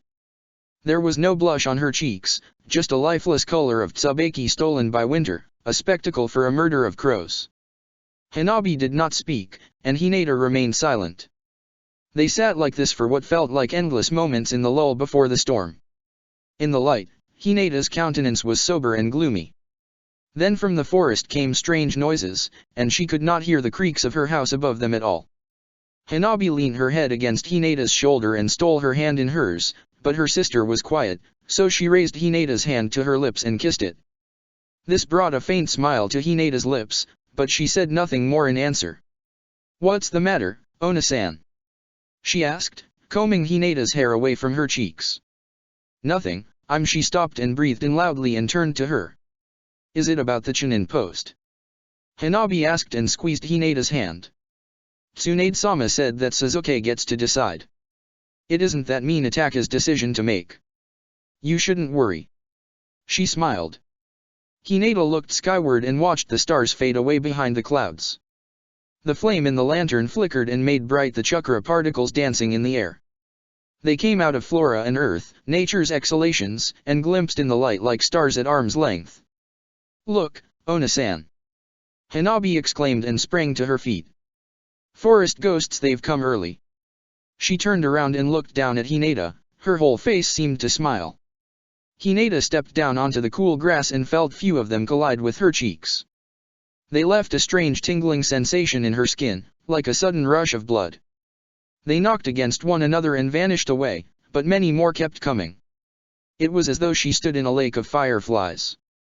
"I'll go with you," Hanabi spoke, trying to catch a few in her fists. She was not successful. Okasan taught in the temple, too. She believed in the blood pool. "Is it necessary?" "She's gone." Hinata cut her off in a sharp whisper, tone bitter, and turned away towards the forest. Hanabi had gone silent. "Ona-san." Her whisper died away in the wind, a bewildered expression crossed her face. "She's gone." Hinata stopped. She could not speak. She left. She left me, it's all her fault, all her fault. She wanted to say, but she did not. The wind had wandered away into forest, and for her, her father's house had become silent in the storm that awaited a sound to fill up its halls. This place was a grave for her now.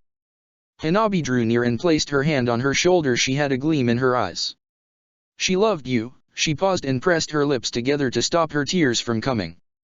I love you. You're not alone. Hinata turned her face to her, her eyes filled with an emotion Hanabi could not fathom. You're with a child, she said in a quiet voice, her expression cool. You need rest. Go to sleep. Hanabi drew her hand back, her cheeks damp with tears.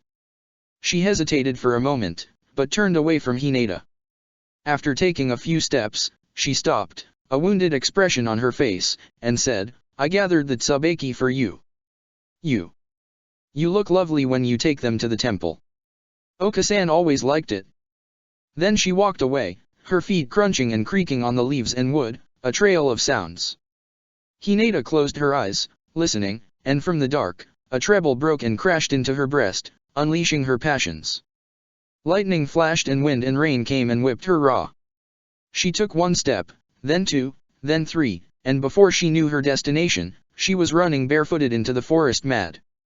Her white kimono grew damp, flesh gleaming, skin rippling, feet snow cold. Her hair clung to her body, twisted round and heavy at the ends, dripping, and from between the creaking boughs moonlight shone aslant, but she ran till the light became colder, till her heart roused in its lair, till her breast let loose screams of despair that poured forth from her lips in passion. In the night she ran, against the rain she ran, into the wind she ran, a lonely girl that sought her mother's bosom. Young blood roared through her veins, and her heart grew tired of her anguish, her love, in this hopeless search as she ran through the forest of gravestones. Quick breaths came from her lips, and she crashed against a tree and stopped. Then she slumped down on the muddy ground, out of breaths and strength, her eyes upon the grave of her mother outlined against the dark amidst the forest ghosts that whirled in the wild winds like a tempest. Silence amongst the trees. In the storm's angry eye, it was silence, too. Her heart became the only noise from her flesh. Crows had come out of her nightmares to peck and poke and devour the flesh in hunger, and it had wailed as a babe without a mother's embrace, and its sounds rattled her bones, and she was an instrument in its symphony. It hurt so much. To just think of him and to not want him to be by her side, pressed against her in a ritual that made her flesh sing, sing, sing. What despair to sit at the foot of the mother's grave and think of him, but she was always quiet in her memories, quiet in all her years that she had forgotten her lips, eyes, embrace. But for thee I create not the heaven from my flesh. She throbbed, and waters of anger and want rose from the leaden deep, and she wept, fingers clenching in the mud to uproot the lilies in thoughtless motions born of sorrow. And it bled between her thighs, a stabbed animal clad in white. She reached between her legs, and her fingers came away red blood of ripe maidens. The damp of the night went into her bones, yet a primal sensation had risen from the core for her pleasures. It's all your fault, all your fault. Hinata said with mad conviction, her eyes raw, fixed to the gravestone. I won't do it any more, not for you. Never for you.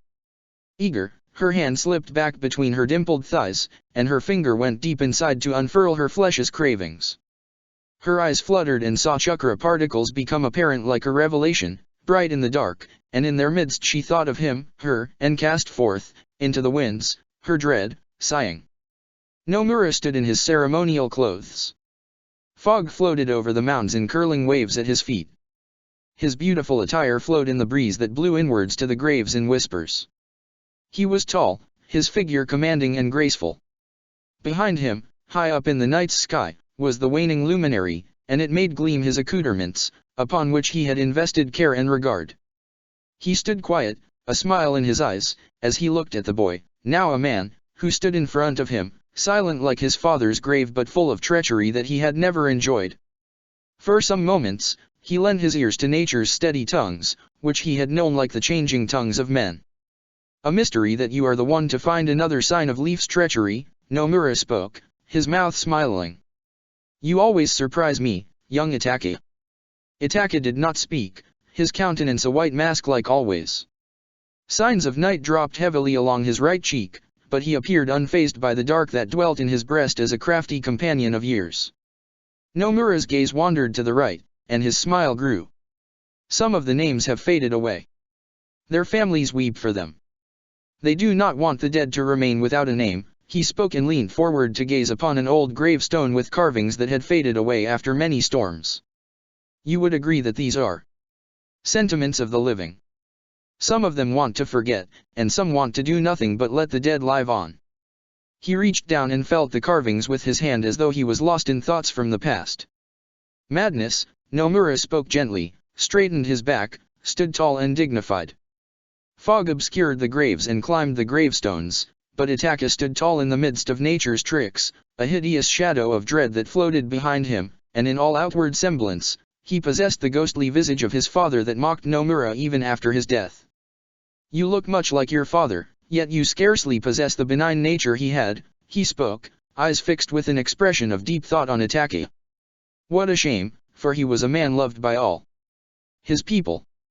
You could have been a man like he, yet you chose to become something else. What a tragedy that you are but an image of him, nothing more.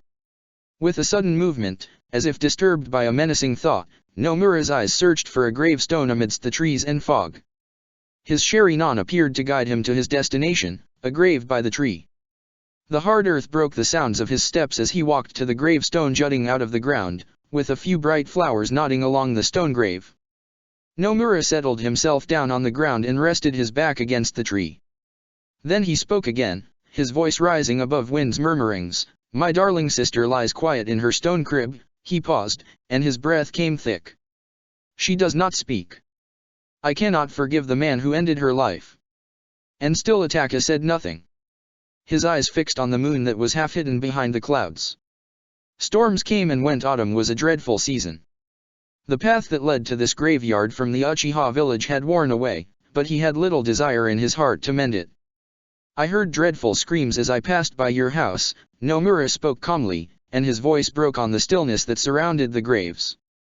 You caused that boy so much pain. You haunt him. You have always been cruel to the boy, and one day, your nature will be the death of him. Then you will weep tears of blood in abundance as I have, but your mangekyo will not morph into something you would desire.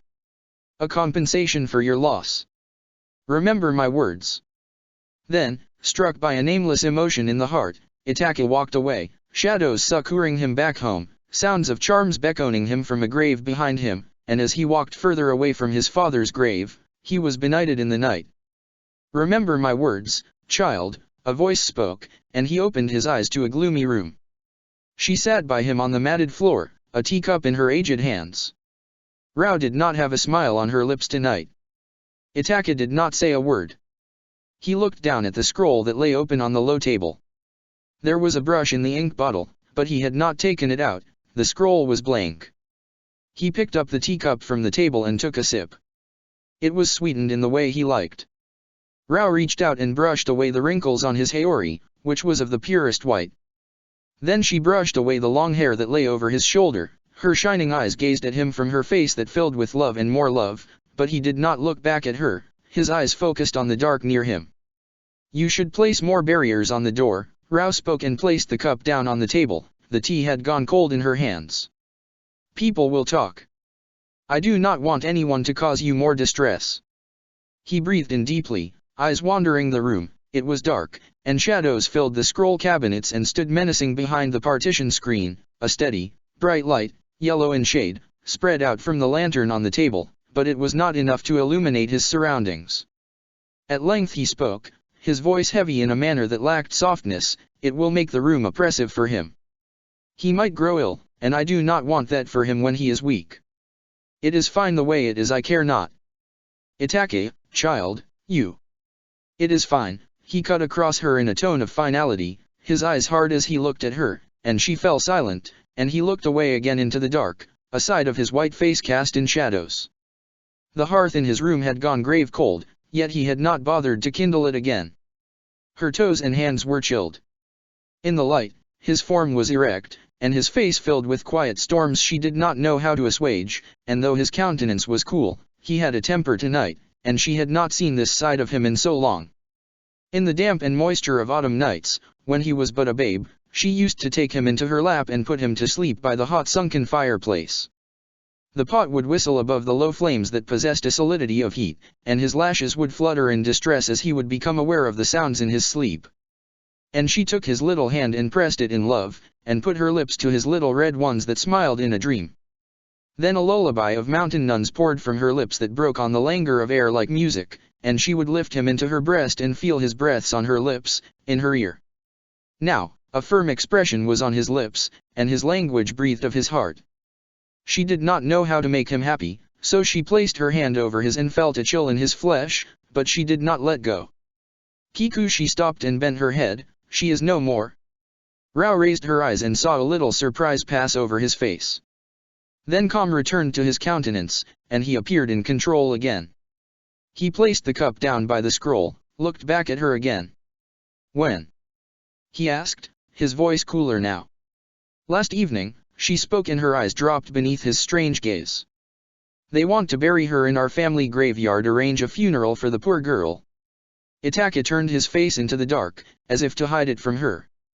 Then he half turned to her and spoke, his voice deep-toned in its inflections. She did not give birth to Suzuki's son. She is not family. Suzuki will never agree to this.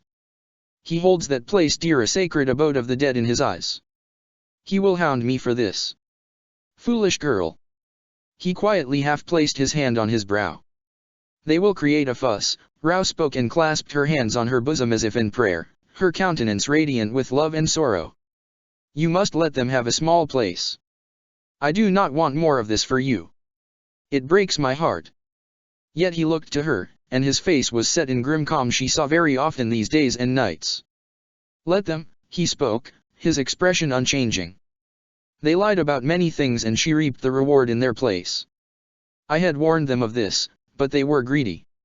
I will not have them corner me through this.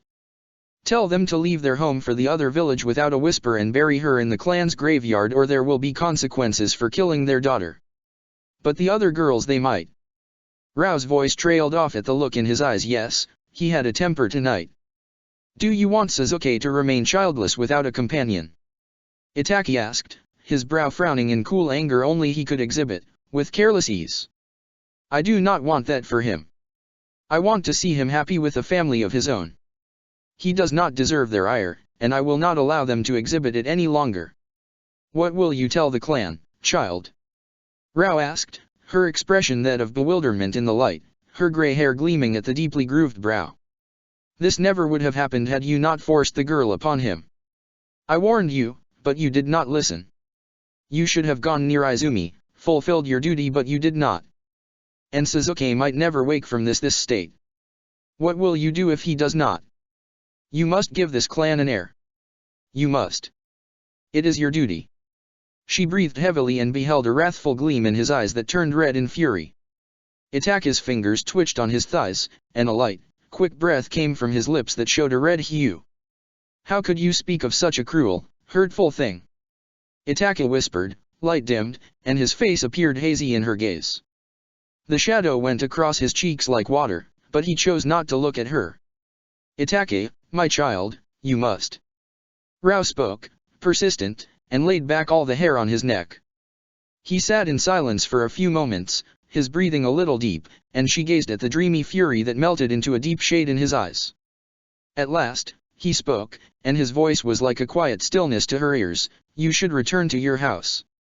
It is cold here. You might grow ill. I am not around, and Suzuki is in no state to look after you. The servants can be neglectful. Take Izumi with you. I will call upon her when Suzuki recovers. I do not wish to see her for now. Then he was so quiet, eyes slumbering again, but a cold expression had changed his countenance, made it sinister and unpleasant. Rao's eyes brightened into a smile and thick tears flowed faster down her cheeks. She leaned up close and kissed his cheeks, her hand soft on his cheek. She did not say another word and left the room and him in the dark. Check the description for the links to the author.